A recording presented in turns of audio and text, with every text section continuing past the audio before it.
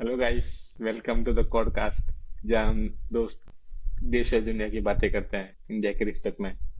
मैं हूं निखिल। मेरे साथ है निमिष, सुनील और मयूर। गाइस, सबसे पहले तो हैप्पी न्यू ईयर सबको। ये हमारा पहला happy new year. Podcast happy happy है। New new year. ईयर। ये हमारा इस साल का पहला पॉडकास्ट है। सो आई होप कि अच्छा जाए। सो चालू करते हैं कि 2025 सबसे पहले धमाकेदार होगा, धमाकेदार। 2025 धमाकेदार होगा। सही बात है, सही बात है। तो चालू करते हैं। सबसे पहले मुझे कुछ इंटरेस्टिंग से लगा सबसे। तो ये चाइना ने अपना सिक्स जनरेशनल एयरक्राफ्ट लॉन्च किया, फाइटर जेट जो बोलते हैं, मिलिट्री का। तो आई थिंक उसमें ज्यादा कुछ क्या बोलते, क्लैरिटी तो नहीं है। उन लोगों ने कुछ प्रेस रिलीज ऐसा कुछ निकाला नहीं है। खाली ये लीक्स के बाद जो वहां पे एक एयर शो था, उसमें उन्होंने मतलब बताया था, लेकिन उसका कुछ ऑफिशियली कुछ वो दिया नहीं है चैनल ने। तो ये बात है, उसको ऑफिशियली जे जे J36 नाम आई थिंक। और यूएस में भी ये सिक्स जनरेशन फाइटर एयरक्राफ्ट बनाने का प्रोग्राम चल रहा है। I think NGAD, next generation air dominance something कुछ प्रोग्राम है, वो यूएस में भी चल रहा है। लेकिन ये न्यूज की बात से पता चलता है कि चाइना आ गया है, क्योंकि चाइना ने प्रोटोटाइप जो मतलब वो मॉडल है वो लॉन्च कर दिया है। हाँ, तो चाइना ये ये दो बट टक्कर आई में तो। Think technology technology wise US से आगे नहीं होगा। सिक्स जनरेशन बोल रहे हैं, बट यूएस के हम्म। पास ऑलरेडी इतने केपेबल एयरक्राफ्ट तो होंगे। पर स्टेल्थ, यूएस के ये पास स्टेल्थ कितने एयरक्राफ्ट है, तो यूएस के पास करेक्ट। ऐसे। स्टेल्थ तो है, यूएस के पास F-35 है, वो स्टेल्थ तो है। लेकिन क्या कैसा है कि ये है ना, नेटवर्क एयरक्राफ्ट। मतलब ये सिक्स जनरेशन क्या है कि मैन्ड प्लस अनमैन्ड का नेटवर्क बना के ये जो एयरक्राफ्ट है वो है। तो आई थिंक ये थोड़ा मतलब नहीं, भले ही कुछ भी हो, ओके। भले ही उनके पास बहुत ज्यादा ऐसे एक्सट्रीम सुपेरियरिटी ना हो, पर कुछ मतलब टक्कर तो दे रहा है भले चाइना यूएस को। मतलब ऐसा तो नहीं है कि भाई वो फिफ्थ सिक्स जनरेशन में आ रहा है और वो फिफ्थ जनरेशन में है। और इसी के लाइन में मैं ये कहना चाहूंगा कि इंडिया हम्म। ट्रू। अपना फिफ्थ जनरेशन एयरक्राफ्ट बना रहा है। उसका आई थिंक 2014 में ही 15,000 करोड़ की फंडिंग दी है गवर्नमेंट ने। आई थिंक उसका नाम AMC है समथिंग। हाँ, AMC है, एडवांस मीडियम कॉम्बैट हाँ एयरक्राफ्ट। हाँ, मीडियम सो कॉम्बैट एयरक्राफ्ट। हाँ, मीडियम कॉम्बैट एयरक्राफ्ट। और उसका हाँ। तो मतलब 2026 में प्रोटोटाइप की बात है, और 2030 तक इंडक्शन की बात है। तो और उसमें बहुत आई थिंक बहुत कॉस्ट और टाइम ओवररन वो नहीं होने वाला है, जैसे कि LCA तेजस में हमको देखने मिला है। पर फिफ्थ मे बी। जनरेशन वो हमारा फिफ्थ जनरेशन होगा, आई थिंक हमारा बट तो फोर्थ में, I we don't are think into वो फोर्थ राइट। हम लोग अभी भी फोर्थ का फोर्थ भी हो बनाने में फिफ्थ तो भी हो। आई फोर्थ थिंक हम बहुत ही पीछे हैं। हमारा बहुत करेक्ट। पीछे, एक बहुत ही बना है अब तक, हमने सिर्फ LCA बनाया है, तेजस। LCA एक ही तेजस। हमने, आई थिंक फर्स्ट जनरेशन ही बनाया है। उसके बाद वाले तो अभी बनना शुरू होंगे, और वो भी लाइट नहीं, कॉम्बैट एयरक्राफ्ट है जो LCA बना है वो। Light combat. आई थिंक ये जो और ये जो जनरेशन है ना, ये जो निमिष और तू जो बोल रहा है कि हमने हम्म, हमने फर्स्ट जनरेशन बनाया, वो that is not that generation. ये तो कैसे कि एक एयरक्राफ्ट को क्लासिफिकेशन का एक तरीका है। वो भी मतलब ऐसा सब अग्री तो नहीं करते, ऐसे एक मतलब अनऑफिशियली एक तरीका है। उसका मैं पढ़ रहा था कि जैसे कि फर्स्ट जनरेशन, वो भी 1990s में वो डिफेंस एक्सपर्ट ने मिलकर ऐसा खाली एक नोमेनक्लेचर दिया है कि हाँ ये जनरेशन का एयरक्राफ्ट है, उसमें स्टेल्थ है, ये है। तो उसका मतलब थोड़ा मैं एक ब्रीफ बता देता हूँ कि जैसे कि फर्स्ट जनरेशन एयरक्राफ्ट है, वो 19 वर्ल्ड वॉर 2 के टाइम में 1943 टू 1955 के आसपास का है। उसमें बेसिक सा एवियोनिक्स था। कोई सेल्फ प्रोटेक्शन नहीं था, रेडार भी एकदम बेसिक थे, और विजुअल रेंज के पर काम चलता था। और मतलब क्या बोलते हैं, दिन में ही आप उड़ा सकते हो, नाइट विजन या ऐसा कुछ वो नहीं था। और मशीन गन्स या ऐसे कुछ जो लेके ऐसा जो अटैक कर सकते हो, वही वही तुम उसमें कैरी कर सकते थे। फिर सेकेंड जनरेशन क्या है कि उसी का थोड़ा और ट्रांसोनिक और सब सुपरसोनिक स्पीड अटेन करने लग गए। थोड़ा सा रडार वडार चालू हुआ। और फर्स्ट क्या बोलते हैं मिसाइल कंट्रोल, एकदम सोफिस्टिकेटेड मिसाइल तो नहीं लेकिन मिसाइल करने चालू हुए। फिर आता है थर्ड जनरेशन। सेकंड जनरेशन 1945 से लेके 60s के आसपास तक। फिर थर्ड जनरेशन आता है 1960 टू 70 वाला। वो है उसमें डिजाइन क्या हो गया, पहले क्या बॉम्बर एयरक्राफ्ट अलग अलग होता था, इंटरसेप्टर अलग होता था। अभी इन लोगों ने इंटीग्रेटेड अप्रोच बनाया कि भाई बॉम्बर भी एक होगा, इंटरसेप्टर भी एक होगा ऐसा। और अभी ये जो थर्ड जनरेशन है उसमें बियॉन्ड द विजुअल रेंज, मतलब मिसाइल छोड़ा और वो तेरे रेंज में नहीं है तो भी तुम उसको अटैक कर सकता है। और wider air to ground block missile, करके। एयर टू एयर मिसाइल, ये सब। हाँ, air to ground missile carry करने लग गए। और सस्टेन्ड फ्लाइट का जो टाइम था वो भी थोड़ा बढ़ गया, है ना। फिर आया फोर्थ जनरेशन, ये अभी जो चल रहा है फोर्थ जनरेशन 1970 से 2000 अर्ली 2000 तक। तो उसमें वो भी मल्टी रोल एयरक्राफ्ट है। लेकिन इसमें एक बहुत फेमस टर्म है, fly by wire control system, FWB control system. तो उसमें पायलट का इनपुट कंप्यूटर प्रोसेस करता है, फिर वो आउटपुट देता है। तो आई थिंक ये एक एक स्टेप आगे बढ़ा।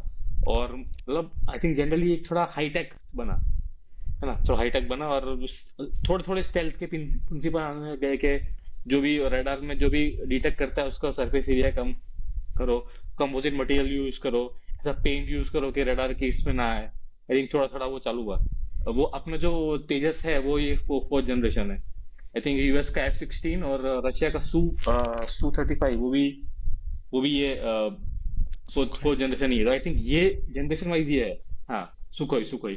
हाँ, तो फिफ्थ हाँ बट जनरेशन क्या है मेन। सुखोई। हाँ, फिफ्थ जनरेशन मेन स्टेल्थ पे डिपेंड करता है।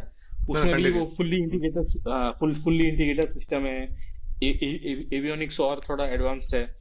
और मोस्टली फुल्ली ऑटोमेटिक। उसमें ना बैटलफील्ड, मतलब तू बैटलफील्ड में है तो बैटलफील्ड का पूरा सिमुलेशन दे देगा कि हाँ ये बैटलफील्ड यहाँ पे है, ग्राउंड सिस्टम यहाँ पे, सब यहाँ पे। तो फुल्ली इंटीग्रेटेड बैटलफील्ड दे देगा। I think fifth generation aircraft तीन लोगों के पास ही है, यूएस, रशिया और चाइना। और अभी ये चाइना ने ये बनाया सिक्स जनरेशन। उसमें नेटवर्क सिस्टम बोलते हैं, जैसे कि मैन्ड और अनमैन्ड का कॉम्बिनेशन।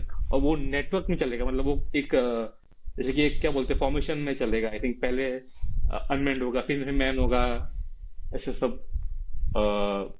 आई थिंक उनका थिंकिंग है। राइट। हाँ बट ऐसे तो आई सुनने थिंक में लगता है कि हम फिफ्थ जनरेशन ट्राई कर रहे हैं, तो हमको ऐसा लगता है कि कटिंग एज ट्राई कर रहे हैं।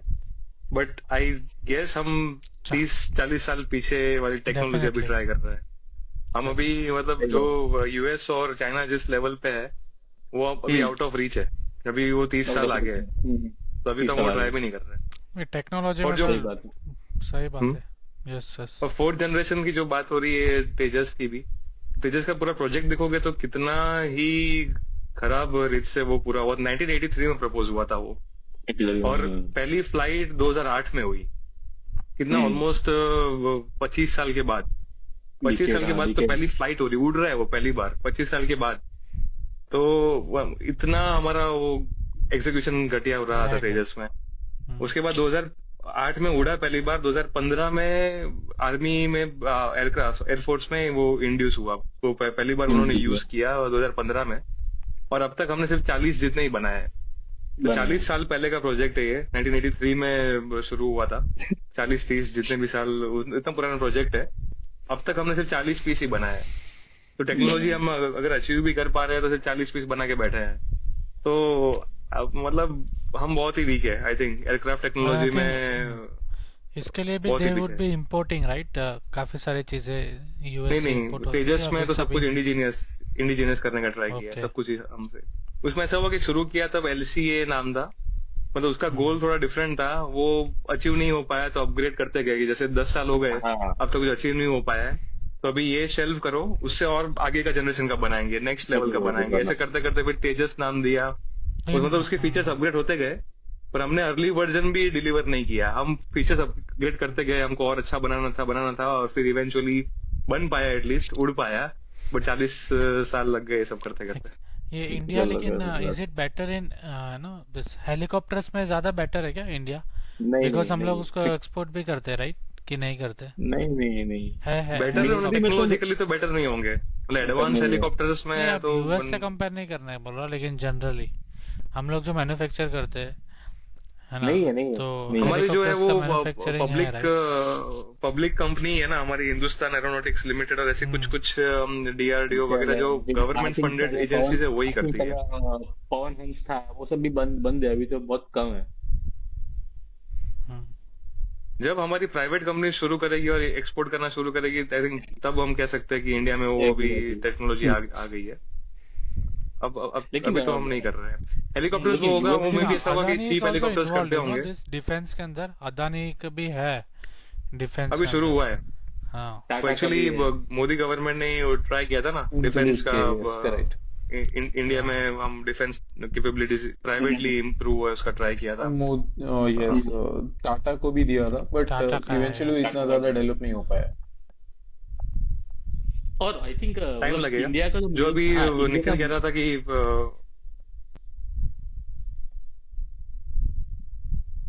बोल बोल निमिष। हाँ, जो एएमसीए की बात हो रही थी, वो आई थिंक वो हाँ 2030 तक का प्लान है डिप्लॉयमेंट का। प्लान है। अगर वो हम सही में 10 साल में डिप्लॉय कर सके एएमसीए पूरा, तब I think that that would be success of the Modi governments policies, कि उन्होंने प्लान किया और टाइमली डिलीवर कर पाए और बल्क में कर पाए। हम खुद बना रहे हैं और हम 40 पीस बना के बैठे हैं, तो फिर क्या मतलब है? 40 पीस तो इम्पोर्ट ही कर लो, उससे बेटर तो ऐसा। अगर खुद बना सही रहे हो बात है। तुम 100 200 300 बना के पूरा ऐसे बल्क पे डिप्लॉय कर पा रहे हो, देन इट मेक्स सेंस कि इंडिजिनियसली हमने कुछ बनाया और उसको यूज किया।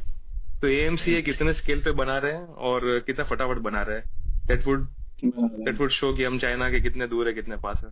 And I I think think China main भी उसका डिफेंस एक में लाइक क्रिटिकल, एक क्रिटिकल हिंड्रेंस ये है कि अपने पास प्रोपल्शन प्रोपल्शन टेक्नोलॉजी नहीं है ना। मेन उसका वो है। लेकिन ऐसा भी नहीं है कि हम ऐसे नहीं बोल सकते कि भाई भी हम उस मिसाइल पर तो बनाते हैं। हाँ मिसाइल में तो हम हाइपरसोनिक में वो सब जगह पहुंच गए, ब्रह्मोस में वो सब तो। लेकिन इसका थोड़ा अलग है यार, प्रोपल्शन टेक्नोलॉजी अलग है। आई थिंक हाँ, वहाँ नहीं, हम ये थोड़ा कॉम्प्लेक्स रहता है थोड़ा और। रहता है। सिर्फ प्रपोल्शन भी है, पर जो एलसीए में इश्यूज आए थे वो प्रपोल्शन के इश्यूज नहीं थे। एलसीए में तो हम उसका जो एवियोनिक्स होता है, कंट्रोल सिस्टम और वो सब नहीं बना पा रहे थे। उसका जो नहीं इलेक्ट्रॉनिक्स बना होता है पाते। अंदर, उसमें बहुत इश्यूज थे। तो हम शायद जो उसका मैकेनिकल और वो पार्ट्स बना पा रहे थे, बट उसको कंट्रोल टेक्नोलॉजी नहीं थी हमारे पास। तो तेजस आई एलसी थिंक में दैट, जो तेजस है, हाँ, Tejas Tejas is LCA in Tejas LC basically, ऐसे ही है, तेजस, हाँ। हाँ। 123। तो अभी बहुत सारे जैसे मैंने इसमें जस्ट डिफरेंट देख पार्ट्स रहा है, और हूँ जिसमें यार, हमारे पास एक्सपर्टीज नहीं है, तो थोड़ा टाइम लगेगा जैसे अभी उसमें हमारे भी। पास no problem. Total like 542 aircraft है, फाइटर एयरक्राफ्ट इंडिया के पास 542 एयरक्राफ्ट है, and maximum out of it is like Sukhoi है, सुखोई जो Sukhoi 260 are there which is Sukhoi, या वही सुखोई एंड चुना वाला राफेल है जो हम आई बोल थिंक। रहे हैं मेजरली लाइक वो 36 यूनिट्स अक्वायर्ड कर रहे हैं, एंड देन मिग 29 है, एंड देन डेफिनेटली डसॉल्ट और ये सब है। I think Tejas is I think better than MiG 29 may be, वो बिकॉज इट सब इज कोई जनरेशन रिप्लेसिंग, ही है नहीं जो भी मिग अपने पास है, वो 21 को कोई रिप्लेस जनरेशन। कर रही है।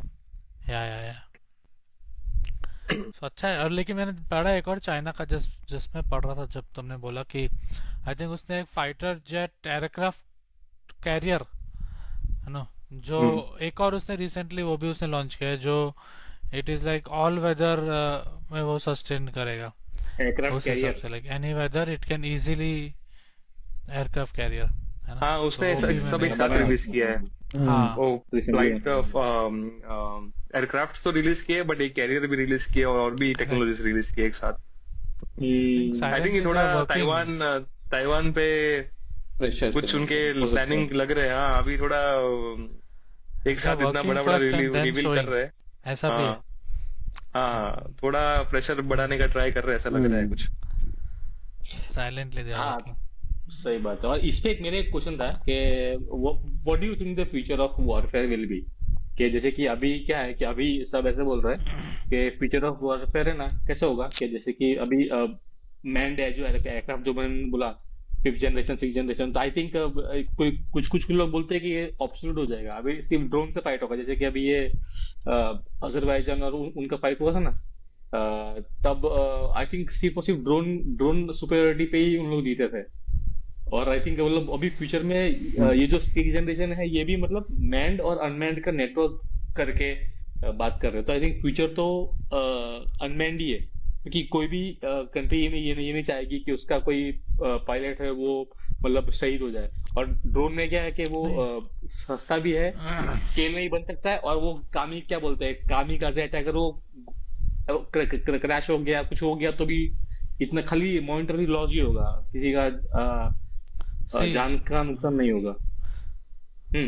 बोल बोल बोल। so basically you are right and wrong also मेरे हिसाब हम्म से because hmm I think war जो होते हैं एक तो ठीक है दो fighters are fighting but I think कोई भी वॉर होगी तो या तो कुछ लैंड एक्वायरिंग के हिसाब से होगी या उस हिसाब से होगी। तो हम्म डेफिनेटली आप जो जान हानि का जो बात कर रहे हैं वो majorly civilians are a part of it जो मैक्सिमम जिनकी जान जाती है। एंड वहाँ पे आई थिंक जब मैन खुद सामने से अगर आप फाइटर जेट्स की बात करो या तो any any of the warfare जहाँ पे मैन खुद इन्वॉल्व होके फाइट करता है तब I think it is more reliable you know compare to machine. Definitely जहाँ पे बहुत रिस्की केसेस है जैसे बॉम्ब का होता है डिटेक्शंस होता है ठीक है मॉनिटरिंग सर्वेलेंस वहाँ पे हो सकता है कि लाइक जो अभी ऑलरेडी विदाउट अनमैन्ड हो रहा है ना। अब फ्यूचर में भी it no will but be unmanned eventually only but अगर या अनमैन्ड इतना प्रिसाइज हो जाए, अनमैन्ड इतना पावरफुल हो जाए और कंट्रोलेबल हो जाए डेफिनेटली कि यू कैन फिर कंट्रोल मे नहीं बी रिमोटली, और मोस्टली हाँ वो रिमोटली ऑटोनॉमस है बट और फिर थोड़े भी बहुत आदमी तो कंट्रोल्स मरे रिमोटली आ रहे हैं। मतलब नहीं जो नहीं, बट मेन पर्पस है पूरी अनमैन्ड फ्लीट ही है, सपोज ड्रोन्स की तुम्हारी फ्लीट है, हाँ पूरा अनमैन्ड है, and you can do that at scale. जैसे ट्रू ट्रू निखिल ने कहा, उसमें कुछ पायलट ट्रेन हाँ नहीं करना, कुछ नहीं करना। If you can make one, you can make 1000, right? Correct so correct thousands of drones you can deploy simultaneously, तो आप स्केल पे अटैक कर सकते हो। तो सामने वाले सिविलियंस की जान जा रही है, बट एज अ अगर तुम अपने कंट्री का हाँ डिफेंस प्रिपरेशन कर रहे एटलीस्ट हो, वो you would risk try to have true as many unmanned technologies as and possible. Actually इस केस में majorly like I think man के केस में एक जो बोलते हैं ना सीक्रेट या क्योंकि जब यहाँ का बंदा दूसरी जगह कैप्चर हो जाता है तो एक हम्म, तो पूरा वॉर एक जगह हो जाता है प्रॉब्लम है, हाँ और वो भी हो उनको वो भी हो। छुड़ाने का एक हाँ एक बहुत रिस्क क्योंकि है। हाँ अब कितने भी अभी भी जो करंट चल रहे वॉर्स ठीक है उसमें हम्म भी जहाँ पे कैप्चर हो जाते हैं सामने वाली आर्मी के लोग हम्म, कैप्चर जब हो जाते हैं तो उनकी एक वन ऑफ द प्रायोरिटी वो भी रहती है कि यार वो बंदे भी वापस मिल जाए है ना। हाँ तो आई थिंक दैट उनका पूरा फोकस शिफ्ट हो जाता है उस पर्टिकुलर केस में हाँ राइट। सो जितने एंड कम फिर और लोग इंसान भी शायद इन्वॉल्व हो मरने उतना लग जाते बेटर हैं है। या और जैसे that Russia is true Ukraine war में भी देखा कि रशिया ने पूरा टैंक्स और उस सब से ट्राई किया, बट उससे कुछ हुआ नहीं। मतलब वो हुआ बहुत नहीं, ऑब्सोलेट हाँ हो चुका है अब कि आप टैंक बहुत अपसेट करेक्ट है। करेक्ट लेके अटैक करने जा रहे हो, बहुत सारे टैंक लेके जा रहे हो, बट हाँ वो it didn't work that's obsolete now. ये सब वॉरफेयर है जिसमें अनमैन्ड चीज है, that's the future. I also agree. मगर ये जो तू ना तू जो फ्यूचर इज बोल रहा था ना कि डेफिनेटली बट वी जो डोंट बोल नो रहा था कि लैंड के लिए हो सकता है, जरूरी नहीं है अभी जैसे कि यूएस करता है दूसरे के मतलब एक्स्ट्रा टेरेस्ट्रियल वॉर करता है वो यूएस को लैंड लेने के लिए नहीं है, वो उसका मतलब अलग जियो नहीं पॉलिटिकल बट एजेंडा होगा, समथिंग बिकॉज कुछ होगा। नहीं नहीं नहीं, बट वो कहीं कहीं ना ना कहीं तो कहीं होगा ना। हाँ वो हाँ राइट, लैंड ही है ना जहाँ पे किसी भी और हो का रहा है। लैंड है। हाँ हाँ सिर्फ लैंड के बेसिकली लिए मतलब अभी लैंड हमारे के भी लिए जितने ऐसा भी जरूरी नहीं है कॉन्फ्लिक्ट्स हो रहे लैंड हैं के लिए ही हो। अब पावर शो। जैसे कि यूएस है, लैंड पावर के शो लिए मतलब नहीं, यूएस का लैंड के लिए पावर नहीं, शो बट जहाँ सिविलियन से हाँ वहां होगा ना। अगर आप सहारा में जाके झगड़ रहे हो तो वो केयर्स, राइट? जहाँ सिविलियन से जहाँ कुछ है वहां पे आप झगड़ोगे और वहां पे कुछ करोगे ना। अब सहारा हाँ में हाँ दो कंट्री जाके झगड़ रहे, बॉम्ब फोड़ रहे, नो बडी केयर्स। तो मयूर का पॉइंट ये है कि कहीं ना कहीं तो कुछ करेक्ट सिविलियन इन्वॉल्वमेंट है, कुछ है, तभी इट्स हाँ हर जगह इट्स अ पे नहीं वॉर। नहीं सीरिया नहीं ले लो मतलब या अभी सीरिया की भी बात हमको करते समझने हैं के जहाँ पे हमारे जैसे यूएस कि उसके इन्वॉल्व थी मैं एक कंट्री हूँ तो मैं सोच रहा हूँ कि मेरे पायलट बचे, ऐसा वो thinking. agree agree unmanned in a way definitely it's unmanned only future is पर आई unmanned थिंक आज मयूर का यहाँ से पॉइंट है मिसाइल यहाँ सिर्फ से दूसरी हाँ, पूरे कंट्रीज में भेजे जा रहे हैं ठीक है अभी इतने लॉन्ग बैलिस्टिक मिसाइल्स जो आ गए सो आई थिंक ऑलरेडी ऑलरेडी एक टेंशन तो है ही कि भाई यू नो नॉर्थ कोरिया वहां से बैठ के यूएस में भी फायर कर सकता है क्या ठीक है सो सो दैट Capable इज है। बट पॉइंट ये है डेफिनेटली कि देयर सिर्फ सिर्फ बट अनमैन्ड करने हाँ से कैजुअलिटीज कम हो जाएगी ऐसा नहीं होगा। हाँ कैजुअलिटी वैसा, सिविलियंस तो होने ही दैट वाली इज है, नॉट द राइट? एजेंडा, आपकी मे बी आर्मी की focus is more of air force की एजेंडा। कैजुअलिटीज हाँ नहीं होगी, हाँ but in correct general correct, human casualties तो होने ही वाली है, because there will in always be general होगी। सिविलियंस ऐसा। हाँ हाँ, ट्रू ट्रू। सही बात है। लेकिन फ्यूचर में आई थिंक क्योंकि अभी मिसाइल बहुत जितने भी अटैक बहुत हो रहे हैं, मुझे नहीं लगता ये ऐसा इन लोग बोल रहे कि दे टारगेट, लाइक अभी अगर आप इसराइल और हमास की भी बात करें तो they say like they target the destination and then they वो मिसाइल छोड़ते। लेकिन अगर ऊपर से फाइटर जेट छोड़ रही है तो कितना वो कोऑर्डिनेटेड एग्जैक्ट नहीं नहीं, वो तो होता होगा। प्रिसाइजली कर पाते हैं ना, वो तो काफी प्रिसाइजली कर पाते हैं। वो तो एग्जैक्ट आई थिंक बट वो फिर तो भी करते हैं, वो सिविलियंस तो तो काफी जाते इतना ही है। मीटर भी होता है। जैसे ये और जो ये जो अभी हिजबुल्लाह का चीफ था उसको मारा, उसको वो एग्जैक्टली उसकी बिल्डिंग पे लगा और वो अंडरग्राउंड था, वो 650 फीट अंडरग्राउंड था, तो 600 तो वो भी तभी भी मार दिया नहीं, ऊपर पर से। वो हेजाबुल्ला का चीफ को मिसाइल से मारा या फिर एक, हाँ ड्रोन क्योंकि एक मिसाइल और है, कमांडर मतलब को ड्रोन वो एक ड्रोन हाँ मतलब क्या हाँ ऊपर से एयर अटैक था, बट एकदम प्रिसाइज उसी बिल्डिंग पे अटैक, और ऐसा अटैक कि 650 फीट नीचे भी वो मरने ही वाला है पक्का, इतना बड़ा धमाका माय होगा गॉड प्रिसाइजली वो जगह पे, तो क्वाइट प्रिसाइज। कुछ और आई जैसे तो कि काफी अभी अभी एडवांसमेंट हो और चुकी जैसे है कि ये भी इन डिफेंस में। एयरक्राफ्ट है, तो आई थिंक हाँ आई थिंक ये अगर अगर एयरक्राफ्ट के पास हमारे पास मिसाइल है तो हमारे पास काउंटर मेजर भी है, तो वो भी बहुत स्ट्रांग हो रहा है। I think anti anti aircraft system, counter क्या क्या बोलते हैं जो काउंटर मिसाइल होता है, जैसे कि अभी रशिया के है ना या आई थिंक, इजराइल के बस अभी मैंने हाँ हाँ एयर, वो हाँ मिली है। एयरडोम की क्या नाम है, क्या हाँ क्या स्टील नाम? डोम वो डोम इजराइल का है, करके वो कुछ इजराइल है। का है। आयरन हाँ डोम, जो आयरन इसराइल डोम, का है, आयरन डोम। आयरन डोम आया आयरन डोम, आयरन डोम, हाँ right. Russia but I think Russia का भी इसराइल रशिया का छोटा कंट्री है तो वो पूरा बॉर्डर कवर कर सकता है, बट इसीलिए हमें उन्होंने 200 मिसाइल जब स्ट्रेटेजिकली छोड़े थे स्ट्रेटेजिकली हमने तब वो हमने भी कवर आई करना थिंक पड़ेगा। चकमा रशिया से खा लिया जाता है, है। रशिया से लिया है हमने। वो S3 हमने S4 हाँ एस समथिंग कुछ है, 300 गैस 400 वो S4 भी आई S4 थिंक, वो I think one of the S400 best है, मतलब one of the best counter missile बीबी डिफेंस है।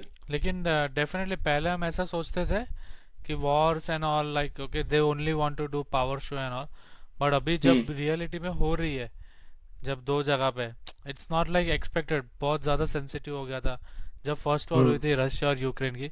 अभी हमास और इसराइल वाली लाइक बिकॉज वहां पे इतना रियल लोगों वॉर्स, ने हाँ देयर या एक्चुअल वॉर्स जहाँ लोग मर रहे हैं और मिसाइल छूट रही हाँ है, मतलब सिर्फ लाइक पावर शो लिटरली नहीं है। कंट्रीज के बीच में हो रही है, ऐसा नहीं है।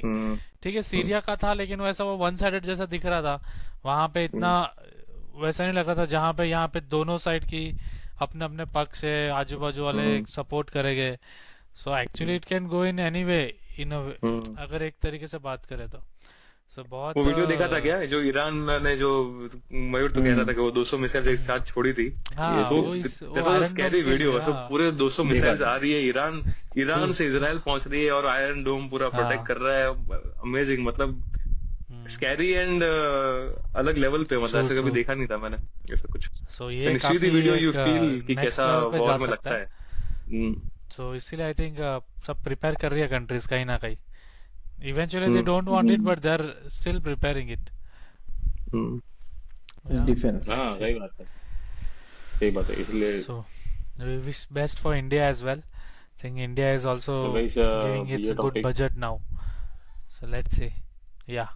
सही सही है। अभी हाँ। प्लेन की बात चली रही है, तो रिसेंटली और एक सैड न्यूज है।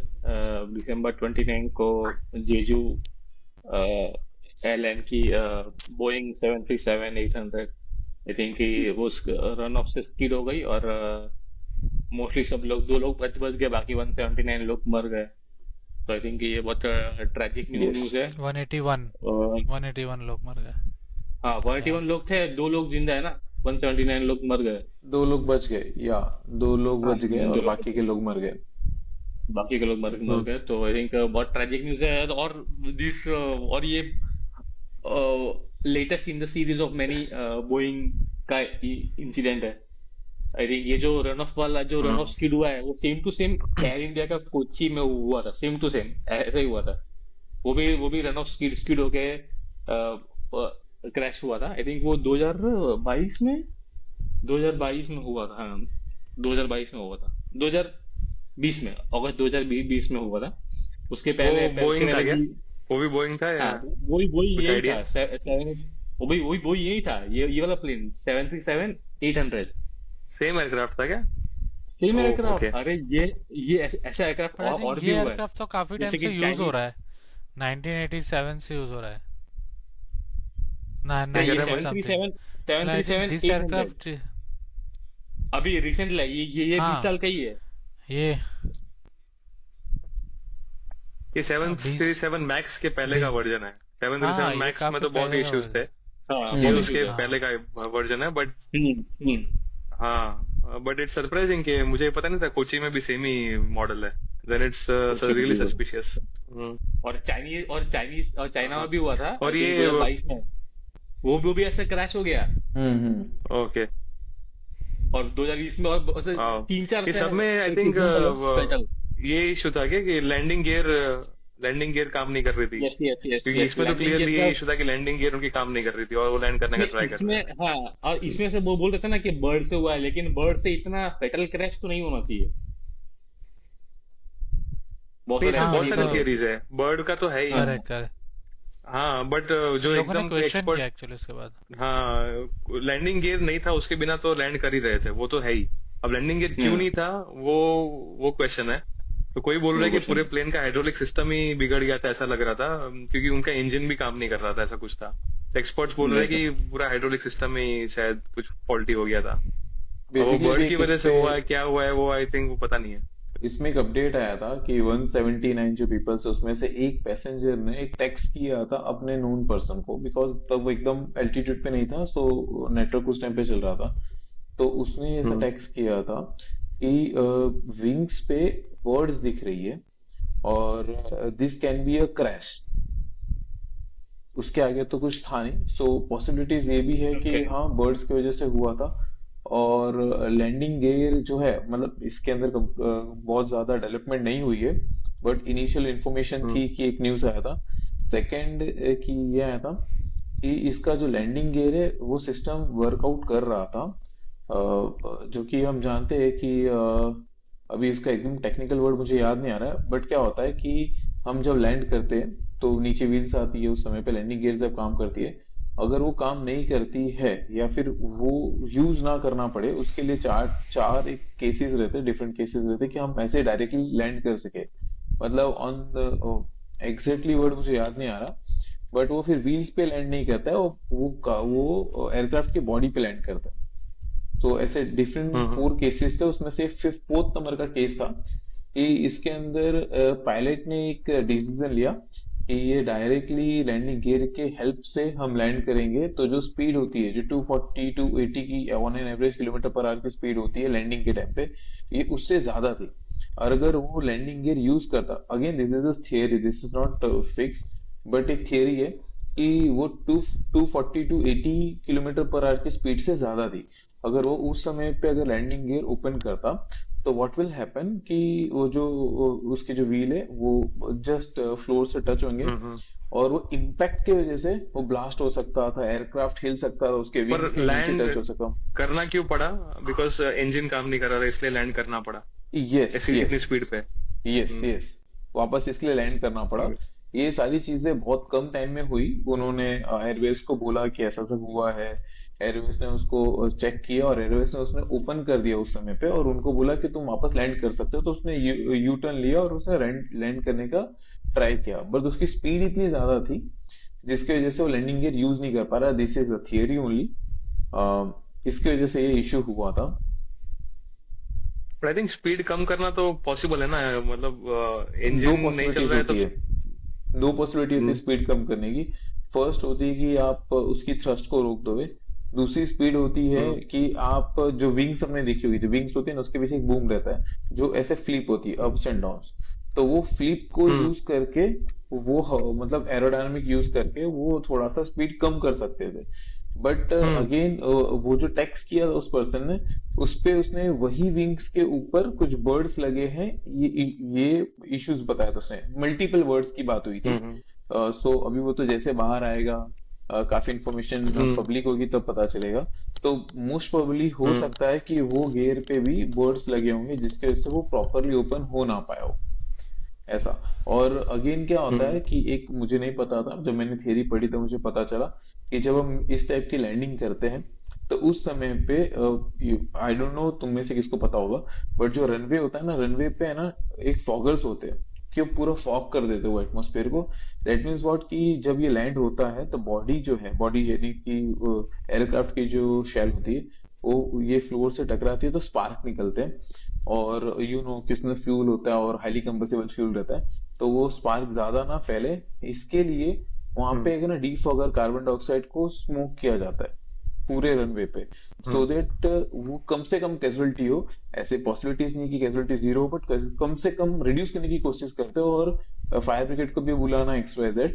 बट ये इतना कम टाइम में हुआ कि वो भी कर नहीं पाया airport authority. Yes, this is all basic information जो वहां से आई थी। बराबर। तो मैंने काफी देखो, सारे मैंने ये जो अनफॉर्चुनेट तेरा जो बर्ड फैक्टर्स का एक साथ हो गए। तेरा जो बर्ड का है ना, वो तुम बोला वो बर्ड का, हाइड्रोलिक का। वो हाँ, वो उसमें क्या मतलब बहुत सारे एक्सपर्ट ऐसे बोलते हैं, ऐसे बोलते हैं कि बर्ड का अगर इम्पैक्ट हो ना तो भी आई थिंक बहुत ज्यादा प्रॉब्लम नहीं होना चाहिए। तो प्लेन्स को ऐसा डिजाइन ऐसा सोचना। करता है कि बर्ड्स के इम्पैक्ट तो होने ही हाँ, वाला है, तो वो होने उनका वाला है। डिजाइन थोड़ा बर्ड प्रूफ होता है। हम्म बट जो हाइड्रोलिक सिस्टम नहीं चल रही है, that could be the reason के फ्लैप्स नहीं चल रहे हो, वो भी हाइड्रोलिक उस पे चलते होंगे। सो वो भी, हाँ, वो भी ऐसा कह रहे हैं कि हाइड्रोलिक सिस्टम ही फेल हो गई थी, हाइड्रोलिक। यस, तो लाइक दैट कुड दूसरा also is be the reason like कि वो फ्लैप्स नहीं चल रहे। जो कंक्रीट का पूरा वॉल टाइप जो था ना, उससे वो टकरा गया, नहीं तो पूरा पूरा रनवे टकरा रहता आगे तो थोड़ा और जाता। सही बात है। बिकॉज वो ऑफ पूरा वो शायद एक्चुअली इतनी स्पीड पे था जो सुनील कह वो रहा था कि हाँ एयरक्राफ्ट की जो स्पीड थी ना वो उसने कैलकुलेट किया था, वो ऐसे भी टच होने वाला ही था वो। बहुत ज्यादा स्पीड तो थी। एक एक इंसिडेंट तुमने शायद सुना होगा, एक कैप्टन थे, कैप्टन हिडनबर्ग ऐसे करके कुछ कैप्टन का नाम था। सो सेम इंसिडेंट हुआ था लाइक अर्ली 2000 में हुआ था, 2008 और समवॉट, उसमें ऑलमोस्ट सेम इंसिडेंट हुआ था। तो उसमें भी एयरक्राफ्ट का इंजन फेल हो गया था और उसके साथ साथ जो हाइड्रोलिक सिस्टम थे उसके फेल कर गए थे। तो उस टाइम पे वो कैप्टन ने बहुत ही स्ट्रांग डिसीजन लिया था, और उस कैप्टन ने इंग्लैंड की कोई रिवर में वो लैंड कराया था, ठीक है। और वो वो तो सेम हडसन टाइम रिवर में ना, न्यूयॉर्क में। Yes yes yes right right. Correct. हाँ तो उसमें उसने 155 पैसेंजर्स की लाइफ सेव कर ली थी, दो पूरा कैबिन क्रू सबके सब बच गए थे। सो अर्ली एज पे वो बहुत ऐसा निकल रहा था, जो मतलब एक्सपर्ट्स होते थे वो कह रहे थे कि नहीं इसने बहुत गलत किया कैप्टन ने वगैरह XYZ, और उसकी some few hundreds of possibilities check की गई और सब में फेटली आया था, बट फ्यू ऑफ ओनली थे जिसमें ये फटल नहीं आया था। उसमें से उस पर्सन ने ये मतलब उस कैप्टन ने ये इंसिडेंट किया था। So it was like super. तो उसने भी ऐसा ही लिया था, बट उस समय पे उसका एक रिवर था, वाटर था, बट यहाँ पे वो पॉसिबिलिटीज थी नहीं। यहाँ तो नहीं था। आई वंडर उनकी ट्रेनिंग में ये पानी में लैंड करना और वो सब भी सिखाते होंगे, सिखाते तो होंगे ही, मतलब एकदम एक्सट्रीम सिचुएशंस को कैसे हैंडल करना है वो सिखाते होंगे। बट कुछ कुछ पायलट्स मतलब वो इतने जेन्युइनली, मतलब वो खुद ही इतने इंटेलिजेंट होंगे कि दे फिगर आउट इवन सॉल्यूशंस के जो सिखाया भी नहीं है, ऐसा भी यस कहाँ क्या लैंड करना वो सब फिगर आउट कर लेते होंगे। यस यस, क्योंकि उनके पास भी उसके चांसेस पास थे कि वो मूवी रिटर्न भी होकर बनी के ना, जा सकते थे। मूवी बनी है इसके ऊपर। हाँ मूवी भी है, बनी ना देखी है इसके मैंने, ऊपर। पूरी डॉक्यूमेंट्री देखी है, डॉक्यूमेंट्री है उसकी। हाँ हाँ ओ मेरे को वो पता आई नहीं थिंक था। ये सब में बोइंग बोइंग जब नाम आता है तो सस्पिशन थोड़ा ज्यादा वो बढ़ जाता है कि फ्लाइट मतलब प्लेन का कुछ इश्यू हो सकता है। सही बात ये है। बोइंग का अभी लास्ट 3-4 साल से तो बहुत ही ट्रैक रिकॉर्ड खराब रहा है। अभी वो रिसेंटली पूरा दरवाजा हाथ में आ गया था, वो कुछ था ना, दरवाजा निकल गया बंद भी होने था। वाली थी। अलास्कन एयरलाइन बोइंग ने पूरा अपने जो ये लास्ट ईयर ही, सब- लास्ट ईयर जनवरी में थी। हाँ हाँ मतलब उसके यार तेरा ऑडियो थोड़ा स्लो आ रहा वो निकल गया। है, माइक पास कर दे। मुझे ऐसा सोच रहा हूँ कि अभी बस संडे के दिन में फ्लाई करने वाला, और मैं डर रहा हूँ अभी क्योंकि वही ही है। बोइंग है क्या? कौन सा है पर बोइंग? अभी वो मैंने नहीं पढ़ा, मलेशियन एयरलाइंस का। पढ़ना ही मत, चलता है। भगवान भरोसे निकल रहे। हाँ दिखाते हाँ यार, हैं, सुनील। पता कर सकते हैं, पर हाँ, करो ही मत, करोगे तो फिर 737 मैक्स होगा तो ये सुनील अंदर एंटर ही नहीं कर पाएगा, देखना ही नहीं उससे बेटर। मलेशिया जा रहा हूँ, मलेशिया। अरे भाई। क्या बात है सुनील भाई, तो कंपनी नेक्स्ट कौन एपिसोड में सी? शायद सुनील ना हो, तो आज जितना मलेशिया देखना है देख लो यस, उसे। कंपनी के काम से। मलेशिया नहीं, मलेशिया से करेगा ना वो। नेक्स्ट पे सही है। बताओ। नहीं अरे वो मलेशिया जा रहा ये है भाई, ये करके चलना पड़ेगा। 737 मैक्स ही होगा, मलेशियन एयरलाइन का ही था कौन सा। अरे यार, ये डेंजरस एक्चुअली लग रहा है। हाँ, तो बोइंग का वही काफी सब इश्यूज थे, और बोइंग का ये भी अभी बीच में आया था ना, विसल ब्लोअर उसका जो था वो डेड सिल्वर पाया गया उसकी कार में। डेढ़ पाया गया। और हाँ। वो एविडेंस देने गया था, वो उस केस का जो बोइंग पे केस चल रहा था उसका एविडेंस देने हाँ। किसी सिटी में गया था, जहाँ हाँ। बोइंग की बड़ी फैक्ट्री ऐसा कुछ है, और उस सिटी में ही वो बाद में कार में उसकी डेड बॉडी मिली। सिटी अथॉरिटीज ने कंक्लूड किया कि उसने शायद सुसाइड किया है ऐसा कुछ, सुसाइड किया। But it was not definitive. मतलब पता नहीं कितना डेफिनेटिव था क्या था, बट इट्स सस्पिशियस ना कि वो एविडेंस देने Suspicious, गया हाँ। है उस सिटी में एंड सो ऑन, और वहीं पे उसकी डेड बॉडी मिल रही है, तो काफी सस्पिशियस लग रहा था ये। और अभी बोइंग मतलब मैंने एक और पढ़ा था लाइक बोइंग के साथ आई थिंक कॉन्ट्रैक्ट मैन्युफैक्चरिंग जो करती है वो, या फिर उसने सारे अपने एम्प्लॉयज को काइंड ऑफ ये काफी 5-6 महीने पहले की बात है, उन्होंने अपने सारे एम्प्लॉयज मतलब वो काइंड ऑफ शट डाउन हो रही है ऐसा because of the issues which is happening. Hmm, क्योंकि उस टाइम पे जब मैं पढ़ रहा था तब इस बारे में आ रहा था कि मतलब बोइंग के अंदर के भाई पहले जब बोइंग जब जब शुरू हुई थी they were like more of engineer driven company, तो उससे काफी डिबेट मैं पढ़ रहा था, and then it became more management driven company. तो इसके ऊपर काफी बड़ा ऑनलाइन डिबेट है जहाँ पे people are saying like since now they are not focusing much on the engineering and they want to fast track the launchers and everything to पूरा be in the profit driven हो competition. गया है। हाँ, तो And मैं भी जब ये शुरू definitely I think Airbus 20 is साल also पहले, competing very much. 20 साल पहले ये चेंज आया है, जो मैनेजमेंट ड्रिवन चेंज आया ना, वो 20 साल पहले आया। तो may be in the short run 5-10 साल तो प्रॉफिट बड़े होंगे, सब कुछ हुआ होगा, हाँ, बट द लॉन्ग रन में 20 साल के बाद वी आर सीइंग उसका इम्पैक्ट, कि उन्होंने जो Impact. कॉर्नर्स क्योंकि कट जितना किए इनफ होंगे, टाइम फास्ट देना है ट्रैक जैसे कि किया। 737 मैक्स है 2018 से उसमें भी ना। उन्होंने मतलब जिस तरह से मैंने पढ़ा था पूरा एक जो बोलते हैं ना जनरेशनल चेंज और एक बोलते हैं face lift type, so it is like because they wanted to do it in a very short time they have done some of the changes which can be done in a minimum time, and definitely larger size का aircraft भी कर दी और with the minimum changes in it. हाँ, वो 737 So- max का तो ऐसा वो Max. मेन इशू होता ना कि उनको जो तू कह रहा है वो कि Airbus if वो they nose का था उनका compare करना। स्टॉलिंग का नहीं, इशू हुआ था। बट वो क्यों किया उन्होंने ऐसा कि 737 अगर वो जनरेशनल चेंज करता है ना, तो सब पायलट्स को रिट्रेन हाँ। करना पड़ता है, they do not Correct, want correct, to correct. Retrain the pilots. हाँ, तो उन्होंने वो चीज वो सॉफ्टवेयर में डाल दी कि वो सॉफ्टवेयर से वो काउंटर बैलेंस कर लेंगे, तो पायलट को रिट्रेन नहीं करना पड़ेगा, पायलट को करना ही नहीं पड़ेगा कुछ, और सॉफ्टवेयर correct. बगी था, उसमें प्रॉब्लम्स थे। तो एक ये और ये मैंने तो ये भी सुना है कि Definitely, and पूरा जो ये बोलते हैं ना software है approval उसका, का process। जो नोट्स डीप होता है, वो आई थिंक उन्होंने आउटसोर्स किया था, आई थिंक कोई इंडियन वो भी फ्रीलांसर को, ऐसा मैंने सुना है। नहीं हाँ। नहीं, इतना घटिया तो नहीं होगा, क्या बात कर रहा थोड़ा है। ज्यादा हो गया। अरे सही में सुना है मैंने, न्यूज थोड़े क्वालिटी कंट्रोल्स तो होंगे ना। नहीं नहीं, पर ये मैं मानता हूँ कि हाँ इंडियंस मतलब थोड़े नहीं, अच्छे हैं तुमने ये सब चीजों में, बट फिर भी ये थोड़ा ज्यादा हो गया। नहीं, मैंने पढ़ा कि जो बोइंग का ड्रीम लाइनर है ना, उसका हो सकता है। 70% काम आउटसोर्स है, डिजाइन के साथ डिजाइन भी आउटसोर्स कर दिया उन लोगों ने। इतना खतरनाक ओ बाप रे। खतरनाक लेवल का उन लोगों ने आउटसोर्सिंग कर दिया है। मतलब जैसे कि अभी एप्पल खाली- है, खाली एप्पल है, कोई भी marketing ही वो बड़ी बड़ी रखते कंपनी रहता है, वो डिजाइन, हाँ वो हाँ। डिजाइन तो खुद ही करती है ना, कोई भी चिप मैन्युफैक्चरिंग है वो डिजाइन, उसका उनका हाँ। यूएसपी मेन डिजाइन है। मैन्युफैक्चरिंग चलो कहीं भी और कर दो, तो थोड़ा लेकिन थोड़ा क्वालिटी कंट्रोल रखो, लेकिन ठीक है वो अब कर अगर सकते हैं। हाँ उन लोग- आउटसोर्स कर रहे हाँ, लेकिन इन लोगों को तो डिजाइन पूरा उनको क्वालिटी कंट्रोल बहुत करना पड़ेगा, बट आई थिंक वो हाँ। क्वालिटी चेक्स भी प्रॉपरली नहीं कर रहे। वो तो उनके फैक्ट्री नहीं का कर पूरा होस्टिंग ऑपरेशन हुआ था ना, क्योंकि फैक्ट्री में जाके किसी ने वर्कर्स को पूछा नहीं कि क्या आप ये प्लेन में बैठोगे जो आप बना रहे हो अभी, सभी वर्कर्स सही ने बात बोला है। कि नहीं, आई वोंट इवन, नहीं। मैं 10 फीट दूर भी नहीं खड़ा रहूंगा इस प्लेन के, जो खुद बना रहे हैं। सो दे आर सीइंग कि कितने क्वालिटी इश्यूज है उसमें।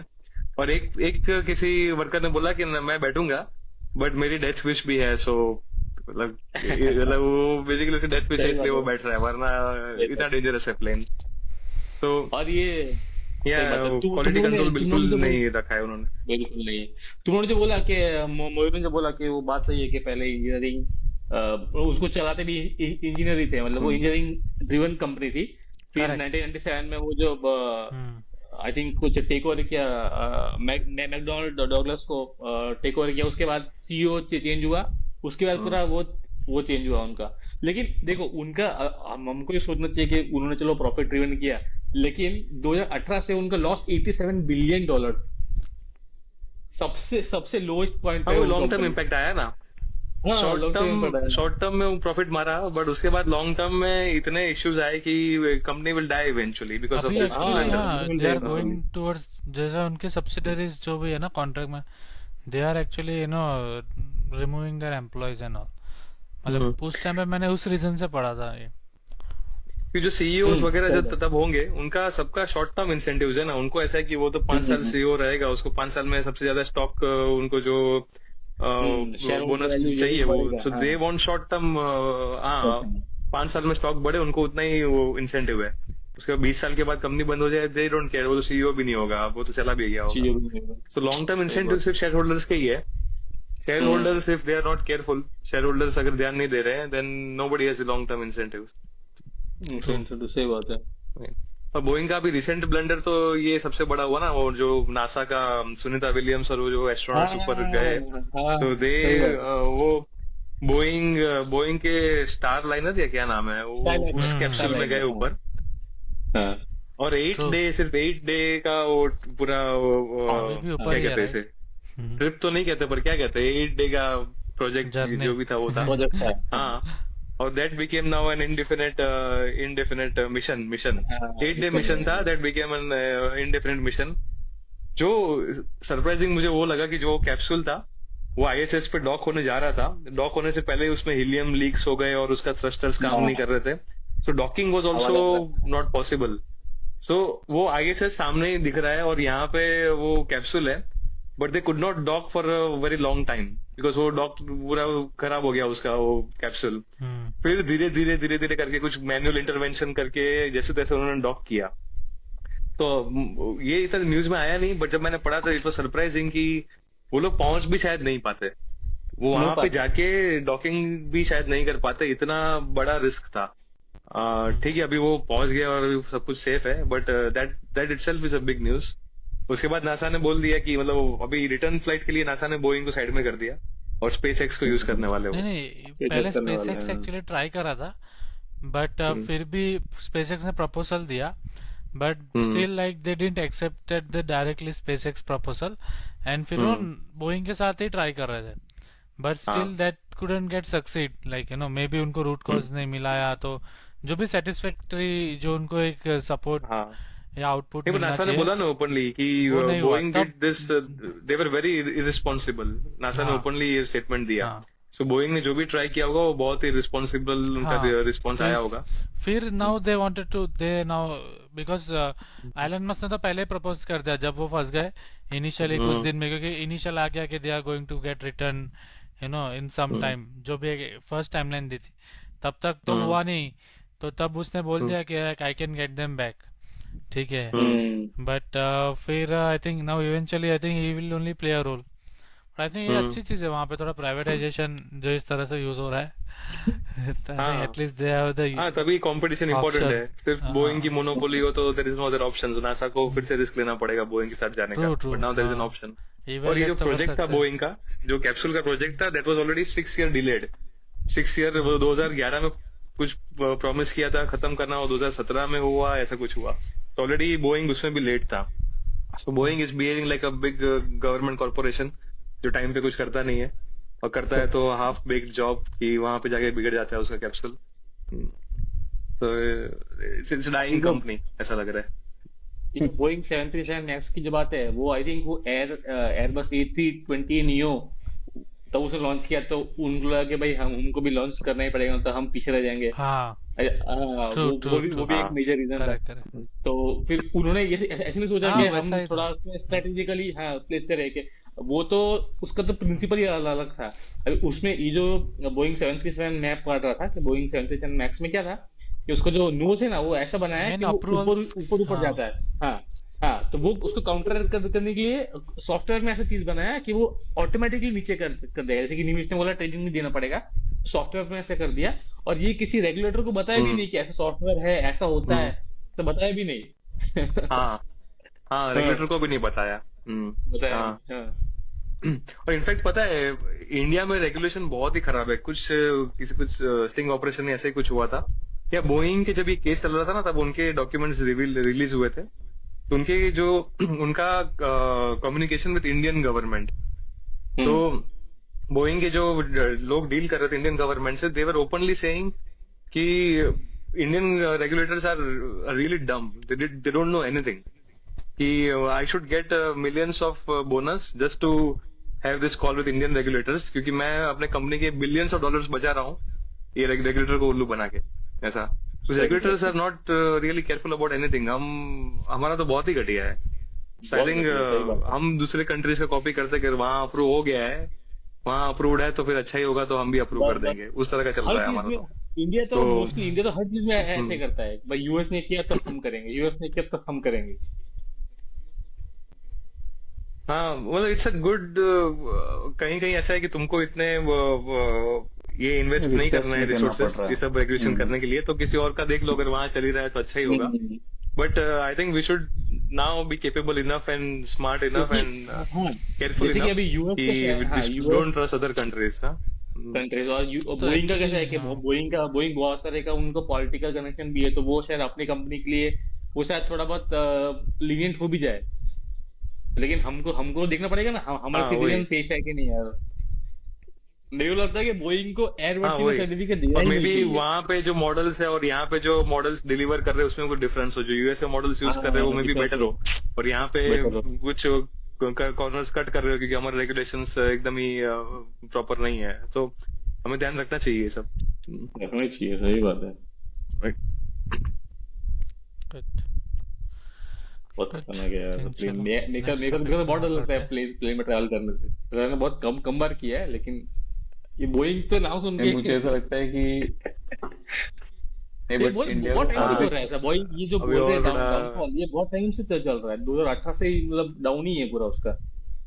उसको भी कुछ पड़ी भी नहीं है, बहुत बहुत बार सीईओ हाँ, चेंज किए, बहुत बार ऐसा सब हुआ, लेकिन उनका वो कल्चर में से अभी बैठ आई गया ना थिंक अभी। This Korea is going to investigate Boeing also. Boeing के ऊपर भी मैंने एक जैसे क्लाइंट पड़े थे, they are going to investigate Boeing के ऊपर तो बहुत सारे केस चल रहे हैं। Like not only aircraft, like पूरा बोइंग के ऊपर। हाँ हाँ, हाँ बोइंग केस के चल ऊपर। रहा है। I think it's very hard to turn around such a dying company. एक बार कल्चर इतना हम्म, घटिया हो गया ना, जो उनके जो वर्कफोर्स होगा जो एक्चुअली स्किल्ड था पहले, वो सब अभी रिटायर हो गया या उन्होंने छोड़ दिया, तो अभी जो भी नया वर्कफोर्स है उसमें वो कल्चर है नहीं। So it's really hard to नहीं है। Develop again that engineering level culture और वो पूरा अप्रोच। तो ये शेयर होल्डर्स टैलेंट की ट्राई बात तो है कर ही ना, रहे होंगे ये सर्वाइव करना, टैलेंट की बात है ना, बहुत सारे बट डाउनटाउन में डिफिकल्ट है। बहुत बहुत सारे अच्छे अच्छे इंजीनियर्स को निकाल दिया उन लोगों ने। और अब अभी जैसे कि अभी कंपनी ने हाँ, डाउन पे तो लोगों को बुला है, लेकिन कोई आ नहीं रहा है अभी, कि खराब हो गया ना कल्चर। अभी कौन कौन काम करेगा डाइंग कंपनी में। हाँ, वही कौन काम करेगा। और यूएस में तो बहुत सारे डिफेंस दूसरी एयरक्राफ्ट इंडस्ट्रीज है, तो कहीं और चले जाएंगे वो, एक ही बोइंग चले ऑप्शन जाएंगे, थोड़ी सही है। बात। आई थिंक मतलब अभी एयरबस और बोइंग का डुओपॉल ही है ना, बाकी कोई मेजर ऐसे कोई कंपनी नहीं है ना बनाने के लिए। आई थिंक चाइना में है एक, आई थिंक। हाँ हाँ, अभी चाइना, अभी मैंने आज ही पढ़ रहा था, like hmm, now China is also developing its own manufacturing, like अभी स्टार्ट कर रही है। दे वांट टू बी अच्छा। A third actually. अभी दो ही है, ठीक है, Boeing and Airbus. They want to be third into the सही मार्केट। है। I think that's a good approach. They also होने डिड चाहिए वन और एक्चुअली, ऑप्शंस। उन्होंने एक बनाया भी है। हाँ एक बना है आई थिंक। हाँ और अच्छी उन्होंने बात ये है, जो कार कंपटीशन। इंडस्ट्री में अभी पूरा रिवॉल्यूशन लाया है, जैसे पूरे जो BYD इलेक्ट्रिकल व्हीकल्स BYD में वो टेस्ला को कम्पीट करने वाली BYD, BYD हाँ BYD, सो दे आर बहुत capable of even competing with Tesla. So I think definitely. अगर इस इंडस्ट्री में घुसेंगे तो उनका गवर्नमेंट सपोर्ट इतना है कि I think they will be able to also compete with Boeing और एयरबस। और एक They're human good in kind China के लिए आई अच्छा एम होगा cheering for मतलब them. कंपटीशन हर होगा। चीज में यूएस के साथ टू टू टो है यार, टू टू टो। मतलब कहीं कहीं भी मतलब हाँ सेकंड यार, टू नन नहीं बोल सकते। हाँ हर चीज में मतलब जहां वो है तो वहां हम भी है ऐसा।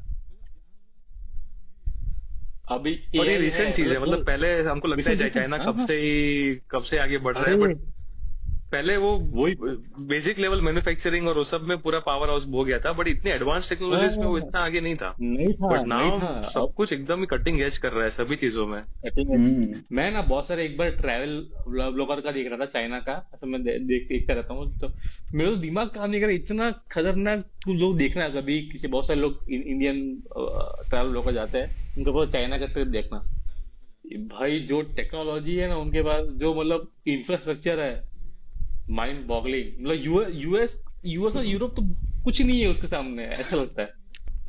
मैं इस पे शेयर करूंगा कुछ हाँ वही, कभी। और इतने लोगों को पता नहीं है, बट ये मतलब ये इतना पता नहीं अभी भी लोग चाइना में क्या चल रहा है इतना इंटरेस्ट नहीं होता है, अनलेस कोई बहुत नहीं बड़ी न्यूज हो या क्या हो रहा है, वो मैं लोग एक्चुअली कहाँ है, कितने आगे पहुंच चुके हैं, वो मैं कोई इतना फॉलो नहीं करता है। मैं बता रहा हूँ नहीं करते, सही बात है। मतलब इन माय प्रोफेशनल लाइफ, और in my professional news life भी नहीं है ना, मतलब न्यूज बाहर भी नहीं आती ना बहुत सारी, मतलब हाँ कंट्रोल वो है ना। भी है, बाहर आती भी नहीं है न्यूज, बट वो लोग पॉजिटिव न्यूज तो बाहर करेंगे ना, वो स्प्रेड करने का ट्राई करेंगे क्योंकि जो पॉजिटिव न्यूज है, बट वो भी लोगों को इंटरेस्ट नहीं है। आई थिंक लोगों को पता है चाइना बहुत आगे है, बट एक्चुअली जो स्पेसिफिक्स है कि किस में आगे, कितना कैसे आगे आगे, है, क्या है, उसमें इतना लोगों को इंटरेस्ट नहीं होता। इंटरेस्ट नहीं है, सही बात है, सही बात सही सही है। सही है। सही लेट्स है। Move to the guys next अपना टॉपिक। नेक्स्ट टॉपिक है फार्मर्स जो हमारे प्रोटेस्ट कर रहे हैं पंजाब बॉर्डर पे। I think this is last year का ही कंटिन्यूअस प्रोटेस्ट है। आई थिंक उनका रिसेंटली, मतलब उनका दो तीन चीज है जिनके ऊपर वो प्रोटेस्ट कर रहे हैं। एक तो लीगल सपोर्ट चाहिए उनको एमएसपी के लिए, जो कि अभी लीगली मतलब गवर्नमेंट मैंडेटेड नहीं है कि एमएसपी दे उनको, लेकिन वो एमएसपी देती है। और बहुत सारे के जैसे कि फार्म लोन है वो वेवर कर दो। अभी बीच में 2021 में आई थिंक लखीमपुर खीरी में वायलेंस हुआ था, उनका मतलब जो कंपनसेशन मिलना चाहिए आई थिंक। और जो इलेक्ट्रिसिटी है, बहुत सारी चीज ऐसी है, तो मतलब इलेक्ट्रिसिटी है वो थोड़ा उसका प्राइस नॉर्मल होना चाहिए। आई थिंक ये मेन रीजन एक ओवरलुक और एक गवर्नमेंट ने देता ना हूँ इसका। अभी छुपके से एक आई थिंक एक पॉलिसी लॉन्च किया है, national policy framework on agriculture marketing. I think ये एक ऐसा मतलब फार्मर्स ये बोल रहे हैं कि ये जो 3 कानून लाए थे गवर्नमेंट ने 2021 में, तो ये उसको बैकडोर तरीके से इम्प्लीमेंटेशन करने का तरीका है। तो उसमें आई थिंक 3 में से 2 जो लॉ है वो इसमें ये फ्रेमवर्क में आ जाता है। तो वो भी एक कंसर्न है उनका। हाँ वो भी एक कंसर्न है। और एक फार्मर है दलेवाल करके, वो फास्ट ऑन टू डेथ पे है। आई थिंक वो सुप्रीम कोर्ट का भी इंटरवेंशन था, ये सब था। तो आई थिंक बहुत सारा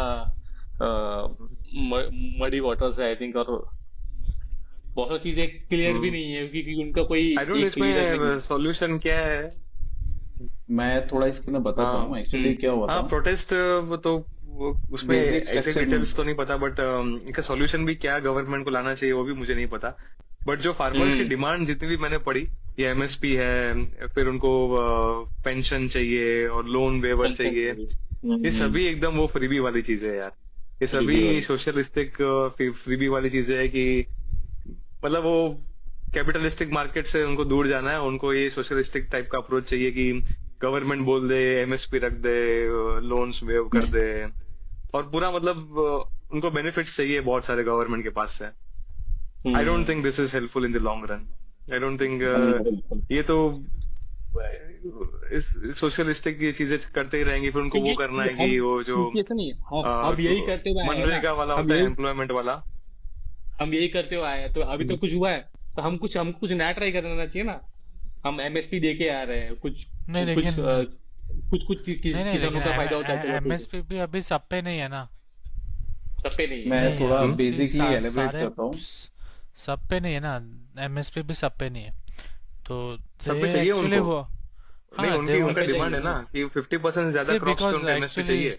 उनका काफी मतलब I don't know much, but जहाँ तक मैंने सुना है कि फार्मर्स का, अभी हम में से कोई फार्मिंग नहीं करता इसलिए हमें पता नहीं है, या हमारे बैकग्राउंड में भी आई डोंट नो हमारे कितनों के पास खेती है, but I think they also have very highly risky business kind of thing, क्योंकि जब कुछ महीने तक डालते फिर उसका रिटर्न आएगा नहीं आएगा, रेट उस टाइम पे क्या चलेगा क्या नहीं.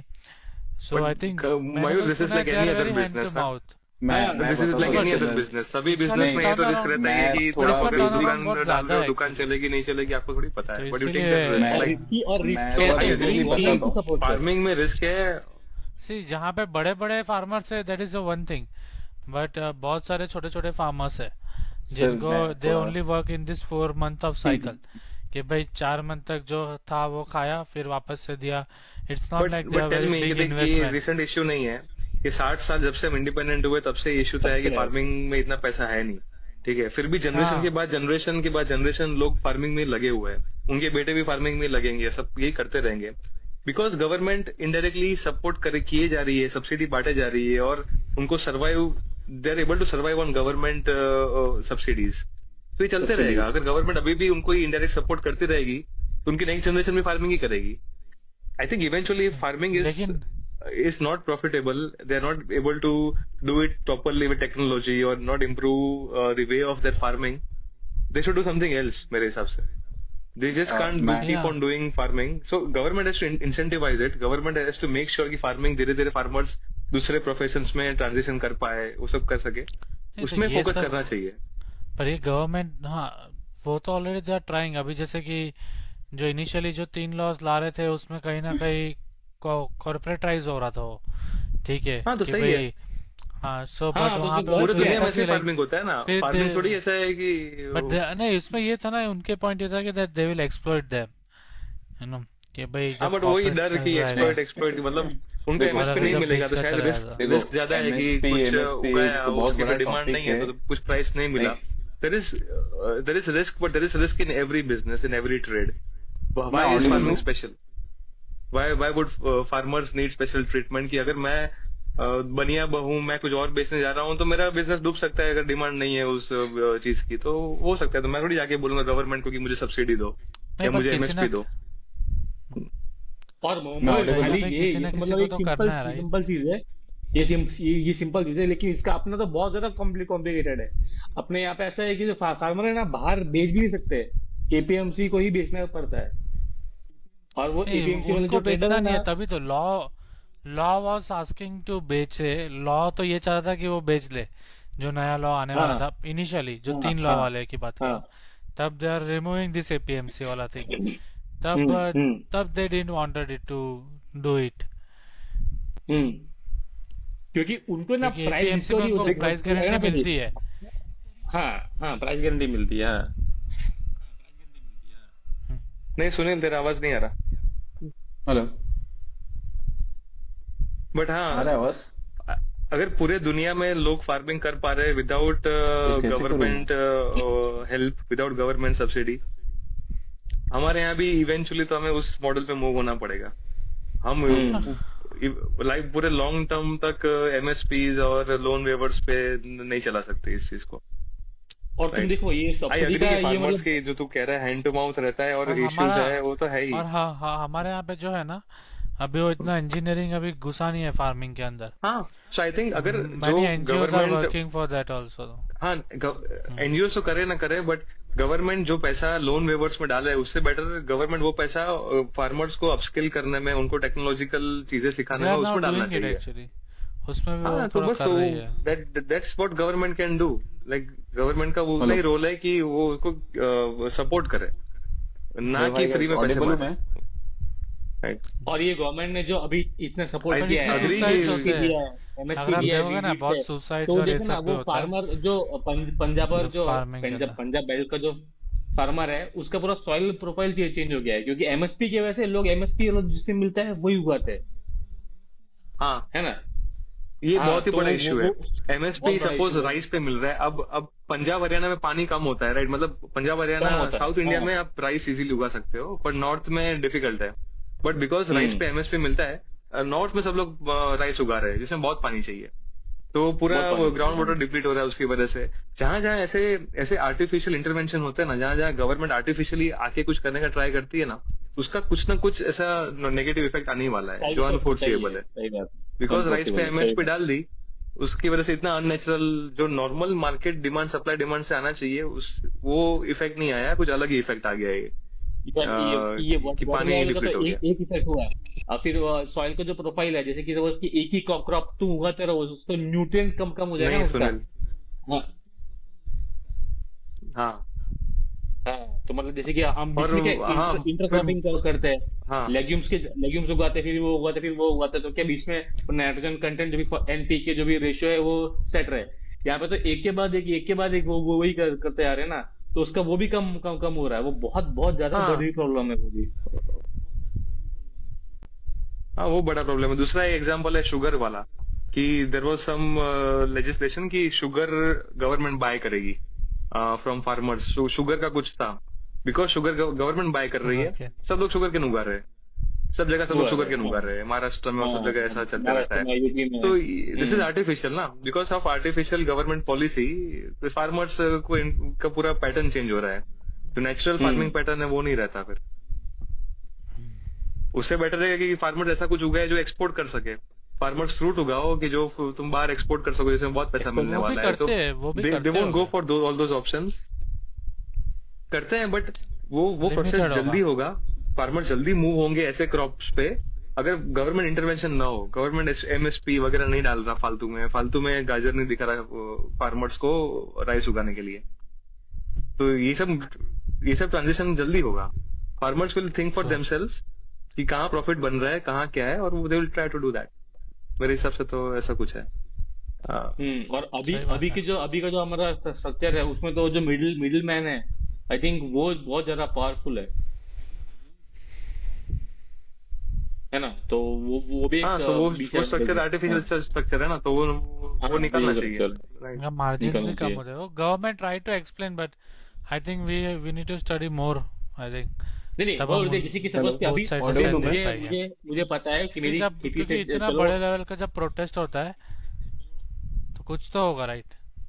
नहीं नहीं, इश्यूज तो है, हाँ, मतलब फार्मर्स क्योंकि आर अगर struggling, that's a real issue. हाँ हाँ बट उसका नहीं, सोल्यूशन जो फार्मर्स प्रपोज कर रहे हैं ना, that's not a right solution. मतलब मे बी शॉर्ट टर्म में फार्मर्स के लिए that makes their life easy, but as a country अगर एक गवर्नमेंट सोच रही है लॉन्ग टर्म के बारे में, तो सिर्फ फार्मर्स को खुश करना ही तो गवर्नमेंट का लॉन्ग टर्म विजन नहीं है ना। तो उसको कैसे सॉल्व करना, वही सोल्यूशन कॉम्प्लेक्स है। But MSP and loan waivers and all this are not the हाँ सोल्यूशन मेरे डेफिनेटली, हिसाब से। इसीलिए तो वो कर भी नहीं रहे ना गवर्नमेंट। और जैसे देख, देख फार्मर्स के जो देख फर्स्ट फार्म लॉस थे दे उसमें ऑल्सो नो। वो स्टबल बर्निंग इलीगल करने की बात थी, तो फार्मर को वो नहीं हाँ करना था। फार्मर्स उसके लिए प्रोटेस्ट कर रहे थे और स्टबल बर्निंग का जो इलीगलिटी थी वो निकालने की बात कर रहे थे। तो जैसे डोंट वांट टू चेंज, वो तो चेंज करना पड़ेगा धीरे धीरे। तो आपको इतना पोल्यूशन हो रहा है, इतने इश्यूज हो रहे हैं, अगर आप ये ऐसे लॉज को भी अपोज करते रहोगे, they just want to keep doing their true traditional way true, of farming forever. Correct कौन करेक्ट। कन्विंस और करेगा? वो किसी को बोल कन्विंस बोल करना देख पड़ेगा तेरा ना ये और गलत तेरा है। इस मगर तेरा वो पॉइंट था कि जैसे कि सपोज के ये बात सही है कि इंडिया के बहुत सारे फार्मर के पास 1 हेक्टेयर से भी कम जमीन है, मतलब स्मॉल एंड मार्जिनलाइज्ड फार्मर्स है, ठीक है। तो उनको जैसे कि निमिष ने बोला बहुत कि छोटे छोटे। एक दो जनरेशन से ही उन लोग फार्मिंग कर रहे हैं। अब उनको पता है कि भाई फार्मिंग में पैसा नहीं है, ठीक है। तो उनको मतलब चेंज करना चाहिए ना, कुछ पिवट करना चाहिए, जैसे कि कुछ क्या बोलते हैं, ओके मैन्युफैक्चरिंग सेक्टर में, लेबर साइड, या फिर कुछ भी, मतलब जिससे थोड़ा हम फार्मिंग के थोड़ा और ऊपर उठ सके ना। तो आई थिंक ये चाइना में ऐसा सर ऐसे ऐसा ही नहीं हुआ ना, है। लेकिन सिर्फ फार्मिंग इज नीडेड, हम ये नहीं समझ रहे खाली। See there is a hmm? Requirement, सिर्फ फार्मिंग की हाँ, रिक्वायरमेंट तो बट देयर है, इज दैट नहीं, is but true, there is no right? Need कि अभी 70% इसमें ऑफ द ऐसा है, पॉपुलेशन डज हाँ फार्मिंग। हाँ हाँ खाली इसमें, बट मेन खाली वो ऐसा बता रहे कि जो भी काम करने वाला है उनका एक्सप्लोइटेशन ना हो, बस यही चीज है। जैसे कि भाई देख, मेरे बट मेरे साथ कि एमएसपी और अगर उससे कैसे एग्जांपल सॉल्व है। होता है एक्सप्लॉइटेशन? देख देख नहीं जैसे उससे कि नहीं सपोज होगा, कि एक फैमिली दैट्स है। व्हाट हाँ एमएसपी देख की बात जैसे नहीं कि कर रहा, वो उनकी एक्स्ट्रा डिमांड है। मैं लेकिन जो हेलो गवर्नमेंट ने अभी ऑडिबल अभी जैसे मैंने एक नया का पढ़ा था, वो 3 लॉस तो कैंसिल हो गए, राइट? वो वहाँ पे वो नहीं हो पाया। अभी जो रिसेंट का जो फिर से जो अभी एक मतलब मुझे एग्जैक्ट टर्मिनोलॉजी याद नहीं आ रहा, लेकिन अभी इन्होंने वापस से एक प्लान जो बनाया, प्रपोजल उन्होंने स्टेट्स को भेजे कि भाई अभी ये नया प्लान बनाया, अभी आप इसमें इसको रिव्यू करो। तो इस प्लान में उन्होंने उन्होंने क्या है, एक स्ट्रेटेजिकली एक बैकडोर एंट्री काइंड ऑफ, वो 3 लॉ की जो अभी जो प्रोटेस्ट कर रहे हैं उसमें एक मेन आइटम है कि भाई it's a backdoor entry of that 3 laws. तो हाँ इसमें वो बोला इन्होंने ना क्या मैंने, हाँ। प्रपोज किया है कि एक कमिटी बनेगी, GST committee type, similar to GST. उन्होंने एक बनेगी, हाँ। सिमिलरिटी भी दी है कि भाई सही है। वो लोग मतलब हर एक स्टेट के कुछ कुछ लोग हो गए जो रिप्रेजेंट करेंगे and then they will make it कि भाई क्या करना है, and then it will be kind of an agriculture approved, फिर वो मार्केटिंग वापस रिफॉर्म पास ऑन नहीं कमेटी। होगा। हाँ हाँ करेक्ट। हम्म। सो फिर वहां पे वो ही आ गया कि यार अगेन, तो फिर वो they will easily bring that 3 loss, so they don't want to go for it. So फिर से प्रोटेस्ट शुरू हो रहा है, एंड अभी ये लोग हाँ फिर नहीं से सही बात है। 9th को भी, 4th को और 9th को अरे सुनील दे वापस आर भी जा रहा अगेन है गोइंग आने टू के बाद। Do it. नहीं मगर तेरी बात सही है कि हम्म। गवर्नमेंट, ये जो पॉइंट है कि गवर्नमेंट के साथ छुपके से लॉ तो नहीं रहना चाहिए, ये बात सही है। वाइड डिस्कशन होना चाहिए, वाइड ये होना चाहिए, वो तो इसे गिवन। लेकिन सुनील तो दिख रहा है अभी, पॉइंट, तेरा आवाज भी आएगा, जाना अभी मत दिख अभी। रहा हूँ, करेक्ट। दिख रहा है, अभी आवाज दिख भी आ रहा रहा है, है। अब जाना मत। हाँ हाँ अब सही है। दिख रहा अरे है, वो दिख बार रहा बार है। इशू रहा था। हाँ तो मैं थोड़ा ऐड करता हूँ ठीक है, इसके ठीक है। अंदर। सॉरी, एक मिनट, एक्चुअली एक मैं मिनट, सब सुन एक पा रहा एक था मिनट, तुम एक लोग मिनट, को। जस्ट एक मिनट, सुनील मैं मेरा पॉइंट बता देता हूँ। हम्म, जैसे कि इंडिया में क्या होता है कि जैसे कि एक फैमिली है, उसके 5 जन खेती में काम करते हैं, तो 5 जन को खेती में काम करने की जरूरत है नहीं। 2 जन काम करेंगे तो भी उतना ही आउटपुट निकलेगा। तो जो 3 जन का जो है ना, तीन जन का जो नहीं, मेहनत है वो वेस्ट जा रहा है। हाँ ऐसा है इंडिया में। ये लेबर जितने जितने लोग इंटेंसिव है चाहिए ना, अभी, अरे वही मैं बोल लेकिन रहा हूँ, दे आर नॉट जितना यूजिंग लेबर, इंजीनियरिंग वाला। अरे ऐसा नहीं बोल रहा हूँ मैं। जैसे कि सपोज के दो ठीक लेबर से ही है। काम हो सकता है, बट इट लेकिन विल, 5 लेबर अगर हाँ लेबर इंटेंसिव है ना, उसके पास कुछ इट विल काम स्टे नहीं है। लेबर हाँ इंटेंसिव। नहीं but it will stay labour intensive, it will stay technologically inferior. कि अगर गवर्नमेंट का एमएसपी मिल रहा है और गवर्नमेंट का वो कर रहा है, तो वो क्यों चेंज होंगे? वो यही करते रहेंगे। वो पांच नहीं, पांच लोगों मेरा को पॉइंट, लगाएंगे जहां पे 2 लोग से काम हो सकता है, राइट? एक मिनट मेरा मैंने तो पॉइंट ऐसा सुना ये उनके नहीं पास है कि खाने का मतलब, भी नहीं होता सुन पैसा, नहीं उतना मतलब होता वो हो होगा। जाता देखो है उनकी, ये उतनी बात बिल्कुल प्रॉब्लम्स सही है होती कि मतलब कुछ फार्मर तो होंगे ही, इतने गरीब है। जो कुछ नहीं, बहुत सारे जो फार्मर होंगे जो गरीब। उगाते हैं वही लेकिन खाते हैं, लेकिन मेरा पॉइंट ये खाने है, के भी पैसे नहीं रहते। हाँ तो नहीं मतलब मेरा बट पॉइंट ये है कि जैसे कि मैंने जो पॉइंट बोला कि 5 लोग काम करते हैं, ठीक है, उनको मतलब ऐसे ऐसे समझ नहीं कि आया, 5 समझ लोग आया। काम करते हैं तो क्या बोलते हैं हम, उससे करेंगे। वो 2 लोगों का ही काम है। अभी जो तू लेबर इंटेंसिव में 2 लोगों का ही काम है, लेकिन वो 5 लोग करते हैं क्योंकि उनके पास और कुछ काम नहीं है, नहीं है बट ना। नहीं नहीं नहीं बट 2 लोगों का काम अ, है। टेक्नोलॉजी इंप्रूव करने से 2 लोगों से हो पाएगा, या अभी भी 2 लोग से हो ही सकता है अभी विदाउट भी नहीं टेक्नोलॉजी नहीं इंप्रूवमेंट? अभी भी 2 लोगों से हो सकता है, अभी भी 2 लोगों से हो सकता है, लेकिन तो उसके पर टर्म देन आई जो थिंक। मेन फार्मर होगा वो क्यों शेयर करेगा अपना? मेन अरे फार्मर अपना ऐसे प्रॉफिट क्यों शेयर कुछ, करेगा 5 अरे लोगों के साथ? 2 लोगों नो से नो होता उसमें होता। मैं खुद की थोड़ा सा फैमिली डिफर करता हूँ। फैमिली मैं जैसे कि हाँ मैं मतलब क्या मैं कहते फैमिली हैं, कहूंगा, है तो वो तो फैमिली तो वेस्ट हो रही है, मतलब वो तो वो अलग चीज हाँ हो गई, वेस्ट हो वो रही तो है। ठीक है। हाँ तो उसमें हाँ मैं सुनील इसके तो आई टर्म थिंक सुनील इसके टर्म फैमिली है। फार्मिंग हाँ बैकग्राउंड से है। आई थिंक सुनील एक का हाँ, मिनट थोड़ा ज्यादा इसमें इसके इंटरेस्टिंग होगा इनपुट। इसका एक खेती टर्म है, खेती वाला इसको बंदा है बोलते सिर्फ। इसको बोलते हैं डिस्गाइज्ड अनएम्प्लॉयमेंट। मतलब इतनी जन की जरूरत देखो है नहीं, लेकिन वो काम करते हैं। नहीं नहीं निखिल, तुम बहुत सही हो एक्चुअली। निखिल टॉपिक पे है बट इतना भी करेक्ट नहीं है। बिकॉज जब है ना लेबर इंटेंसिव कोई टॉपिक हो जाता है और एक एक दो जहाँ पे 2 लेबर लगने चाहिए वहां पे 5 लग रहा है ना। और ये पूरा सोशल लाइफ ही अपने ऐसा हो गया, इसमें गवर्नमेंट को बहुत ज्यादा काम करना पड़ेगा। इट डजंट मीन गवर्नमेंट को एजुकेशन देना पड़ेगा जो गवर्नमेंट को देना चाहिए, बेसिक एजुकेशन गवर्नमेंट को देना चाहिए, it's the responsibility of government. ठीक है, तो वो देना चाहिए जो प्रॉपर टाइम पे नहीं मिलता, प्रॉपर लोगों को नहीं मिलता। क्योंकि क्या है ना कि बट इंडिया हाँ में बट जो फार्मर की प्रोटेस्ट कर डिमांड रहे हैं, ये है ही नहीं ना। हाँ मैं उसकी फार्मर की डिमांड भी डिमांड बताता हूँ। ये सब चीजों की है ही एक्चुअली नहीं। अपना हाँ। अपना टॉपिक जो चल रहा था ना, इसके लिए मैं टॉपिक पे स्टिक हो गया। ऐसे उनका है जैसे कि 2020 में, मैं बेसिक पे चला जाता हूँ, 2 मिनट लूंगा, फास्ट रैपिड में बोलूंगा। 2020 में जब 3 लॉ लेके आए थे तो इसके लिए बहुत प्रोटेस्ट हुआ और 2021 में इसको रिपेल किया गया पूरा का पूरा। ठीक है, अब ये रिपेल किया गया तो, और इसके साथ साथ और आश्वासन दिया गया था through the government, BJP government उस समय पे थी, सिटिंग गवर्नमेंट। उन्होंने ये कहा गया कि हम इसके अंदर एमएसपी लाएंगे, एमएसपी को लागू किया जाएगा, but with some good conditions, कि गवर्नमेंट कुछ कंडीशंस ऐड करेगी, but anyhow in the betterment of the farmer only.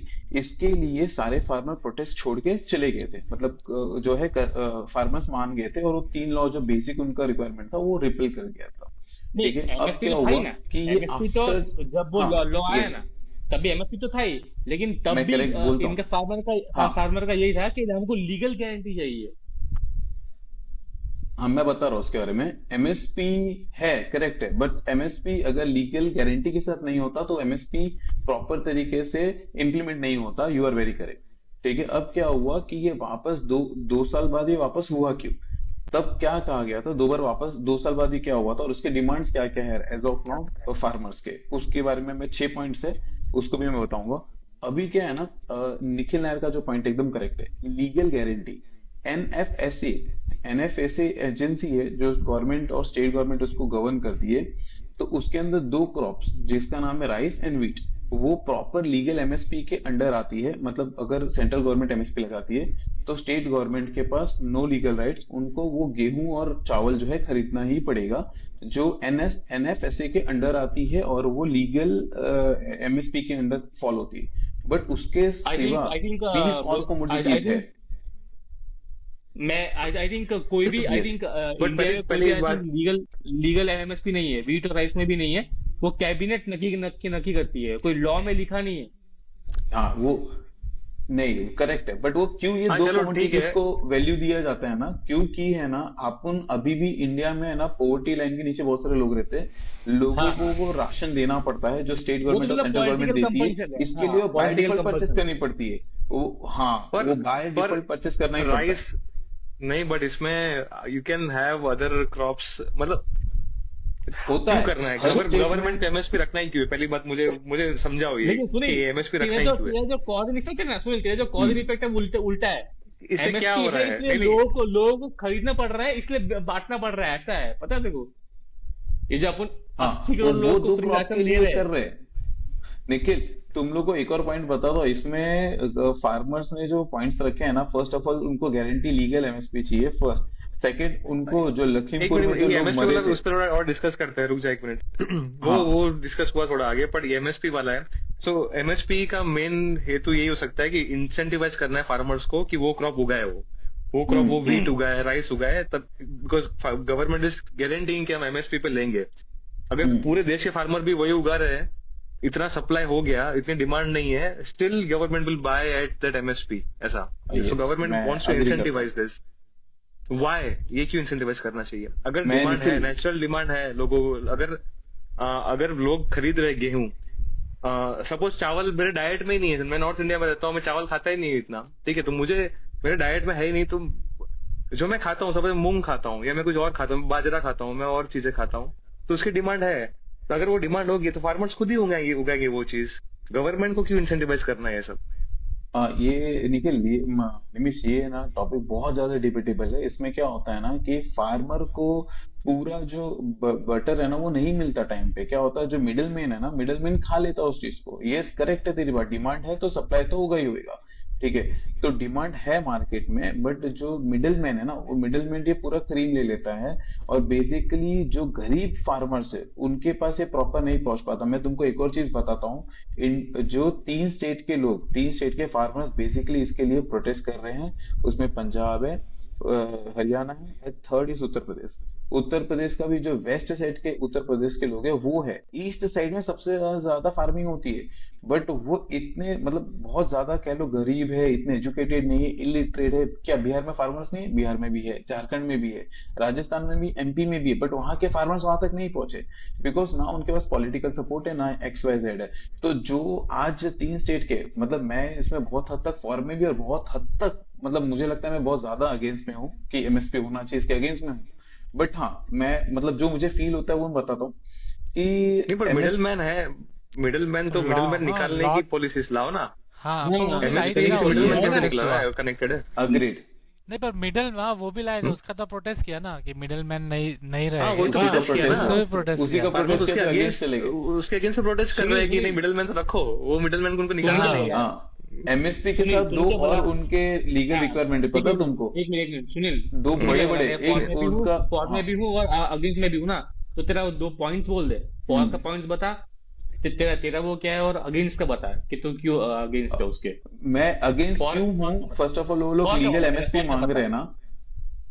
हाँ, फॉर का इसलिए मैं मतलब फॉर का इसलिए होना चाहिए कि अगर एमएसपी ना हो बट एमएसपी से रिलेटेड कुछ ऐसा टॉपिक आना चाहिए जिसमें मिडल मैन को जो क्रीम मिल रहा है वो एक लिमिटेड वैल्यू में मिले। और मिडिल मैन और और एमएसपी ज्यादातर कैसे कनेक्टेड है मुझे वो भी समझ में नहीं आया। मिडिल मैन हटाने की अलग पॉलिसीज हो सकती है, एमएसपी निमिष, से इसमें मिडिल क्या होता है मैन। ना, इसमें क्या होता है ना कि ये क्या होता है ना, जब डिमांड से यहाँ पे मार्केट में हाई रहती है और सप्लाई का जब कम रहता है उस समय पे तो मिडलमैन का कुछ ज्यादा प्रॉफिट नहीं होता है। बट क्या होता है कि मार्केट में डिमांड बहुत कम होती है और अपने पास वो क्रॉप्स बहुत ज्यादा उगे हुए हैं, तो उस समय पे क्या करते हैं ना, ये लोग मार्केट में स्कैरसिटी इंक्रीज कर देते हैं और bundles of thousands of tons material है उसके ना लिए तो जो लॉ अपने है पास यार, स्टोर कर लेते हैं। उसके लिए तो जो कह रहा बट है ना वो कि होर्डिंग लॉ, होर्डिंग एंटी पर वो होर्डिंग यही लॉ, प्रॉपर हुआ नहीं, है, हाँ पर वो इंक्लूडिंग हाँ प्रॉपरली तो वो ऐसे प्रॉपर काम नहीं कर इम्प्लीमेंट, रहा है। पर उसका और नहीं एमएसपी का कोई लेकिन कनेक्शन नहीं है मेरे हिसाब से। हाँ उसका और कनेक्शन नहीं है ना। एमएसपी जहाँ पे नहीं may MSP be is basically government farmer का इम्पोर्ट कर रिस्क रही कम है। कर रहा है एमएसपी, कि फार्मर बेट कर रहा है, मतलब फार्मर रिस्क फ्री हो गए। अगर वो गेहूं उगा रहे हैं तो गेहूं उस प्राइस पे वो बेच ही पाएंगे, गवर्नमेंट वो इंश्योर कर रहा है। तो सिर्फ फार्मर का हाँ रिस्क कम हो रहा है, ये एक फॉर है कि फार्मर जो गरीब फार्मर्स है उसका उसका रिस्क कम हो गया। अगर वो अरे उग गया, अगर वो उसका राइस उग रहा है, व्हीट उग रहा है, देन दे आर श्योर कि इरिस्पेक्टिव श्योर, ऑफ हाँ मार्केट श्योरिटी कंडीशंस मिलती है, उनको हाँ उनका हाँ पैसा मिलने वाला है, रिटर्न मिलने वाला है। वही, बस हाँ ये वही, एक गारंटी है। रिस्क ये क्या गवर्नमेंट ने तो और रिस्क बचाने के लिए और बहुत सारे काम किए। इंश्योरेंस दे रखा है क्रॉप्स के बाद, क्रॉप्स के लिए इंश्योरेंस दे रखा है, अगर क्रॉप्स मर जाते हैं ना तो उसका उनको रिटर्न बैक मिलता है। और हाँ, that would be a good insurance is a very good way of insuring और against losses. So basically I I will belong support from that. The, yes I belong from the east UP और मैं भी farming family से belong करता हूँ। भले मैं यहाँ पे आके एक एजुकेटेड, पूरा खानदान हमारा फार्मिंग में ही है। हर साल जब भी कुछ भी इश्यूज आते हैं, नेशनल कैलेमिटीज आती है, तुझे पता है, और जो मार्केट रेट में जो प्राइस रहता है ना वो गवर्नमेंट हर एक पर्सन के इंडिविजुअल अकाउंट में भेजता है, तो डायरेक्ट गलत है गवर्नमेंट ना, टू गवर्नमेंट। नहीं ये तो ये नहीं, गलत अगर है। ये सी गलत है, बहुत बहुत हद तक गलत है। पर नहीं पर निमिष, निमिष हम है ना गवर्नमेंट इज एक for the elite work people. में रहते हैं, हम एक, हाँ, और हम एलाइट वर्क में पर रहते ये तो हैं, है कि गवर्नमेंट हमें इज फॉर उनकी द कंडीशन फार्मर्स। नहीं जानते, हम नहीं उनकी देख, कंडीशंस नहीं जानते इतने अच्छे से। बहुत देख सारे पर लोग दूसरी हैं। बात कि देख नेचुरल कैलेमिटीज और उसका इंश्योरेंस होता है। ये जो इंश्योरेंस है ना, नेचुरल कैलेमिटीज का इंश्योरेंस पेड नहीं है, ये इंश्योरेंस है सप्लाई डिमांड उसका, कि अगर करेक्ट, सारे सभी फार्मर्स गेहूं उगा रहे हैं, इतना सप्लाई है, सामने डिमांड नहीं है, फिर भी गवर्नमेंट इंश्योर कर रहा है कि आपको प्राइस मिलेगा। This is an insurance against market fluctuations, not insurance against natural calamities. Yes yes yes, तो दैट्स, दैट्स करेक्ट। अगर नेचुरल कैलेमिटी होगी तो इनफैक्ट अच्छा होता है, सप्लाई कम हो गया तो अगर आपका गेहूं उग रहा है तो वो बिकेगा अच्छे प्राइस पे। अगर उगता ही आपका नहीं क्रॉप है, ही खराब जीरो हो गया, अगर क्रॉप खराब हो गया, देन इंश्योरेंस होता है उसके लिए। कंपेंसेशन मिलती है, वो मिलता है, हाँ, गवर्नमेंट बट देती है एमएसपी उसके is not a solution of insurance. Insurance तो आप लिए। हाँ, इंश्योरेंस गवर्नमेंट पॉलिसीज उसके लिए ये निकाले, वो पता अच्छी है, बात है। ये जो एमएसपी एक वर्ड ही है, इसमें बहुत सारे और डिमांड भी है उनका। दूसरा एक बहुत बड़ा डिमांड है कि रुक वो जा, एमएसपी का दूसरे चाहते टॉपिक एमएसपी पे का और जाने एक के पॉइंट पहले बनता है, एमएसपी। एक मिनट, एमएसपी का और एक फॉर में बोल सकता हूँ कि गवर्नमेंट ऐसा ये सोच सकती है कि हमको फूड सिक्योरिटी चाहिए, है ना। जैसे कि 1960 में जब ये एमएसपी जब ये हुआ था, तब क्यों हुआ था? फूड सिक्योरिटी के लिए।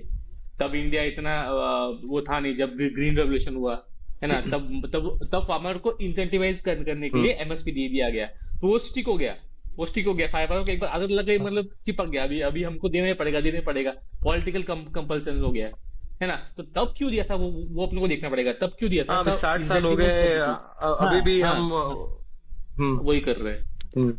तो ये तो तब फूड सिक्योरिटी के लिए बट हुआ था, सपोज क्योंकि फार्मर उसको गेहूं लेके नहीं आए उगा रहे हैं तो फार्मर कुछ और उगा रहे हैं ना। अरे अगर आपको एक्चुअली फूड सिक्योरिटी चाहिए, ये टॉपिक है ना निमिष, बहुत ज्यादा है ना सिमिलर हो जाता है ये कास्टिज्म का टॉपिक, जो रिजर्वेशन है, कास्ट रिलेटेड रिजर्वेशन है, नहीं उसमें भी यार, ऐसे ही था एक समय पे। हाँ ठीक है, थोड़ा कनेक्शन है, राइट, थोड़ा थोड़ा रिलेवेंट है कि आप अंडर प्रिविलेज्ड किसी ग्रुप ऑफ पीपल के लिए कोई पॉलिसी ला रहे हो which is against normal way of working. हाँ इसमें फार्मर्स एक अंडर प्रिविलेज क्लास है, उसके लिए हम एक पॉलिसी ला रहे हैं कि जो मार्केट, जो normal way of working is market, but हम मार्केट से अगेंस्ट जाके एमएसपी ला रहे हैं for an under privilege class of people.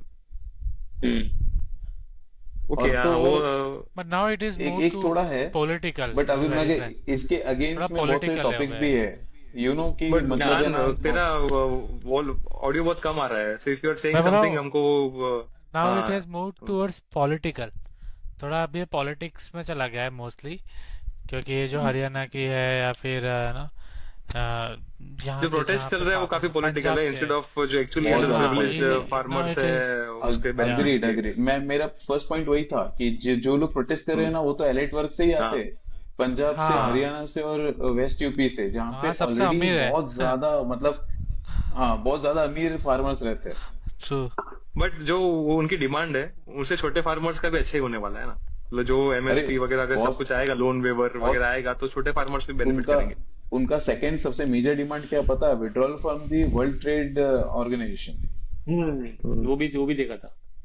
हाँ हाँ, वो मतलब ये तो एकदम ऐसी चीज है जो बहुत हद तक नामुमकिन जैसी है, क्योंकि गवर्नमेंट ग्लोबली मतलब कुछ भी फॉर्म करती है तो ग्लोबली रहने के लिए, अपना प्रेजेंस क्रिएट करने के लिए करती है। तो इतना बड़ा चीज तो मतलब मेरे हिसाब से तो पता नहीं गवर्नमेंट कैसे इसको मानेगी।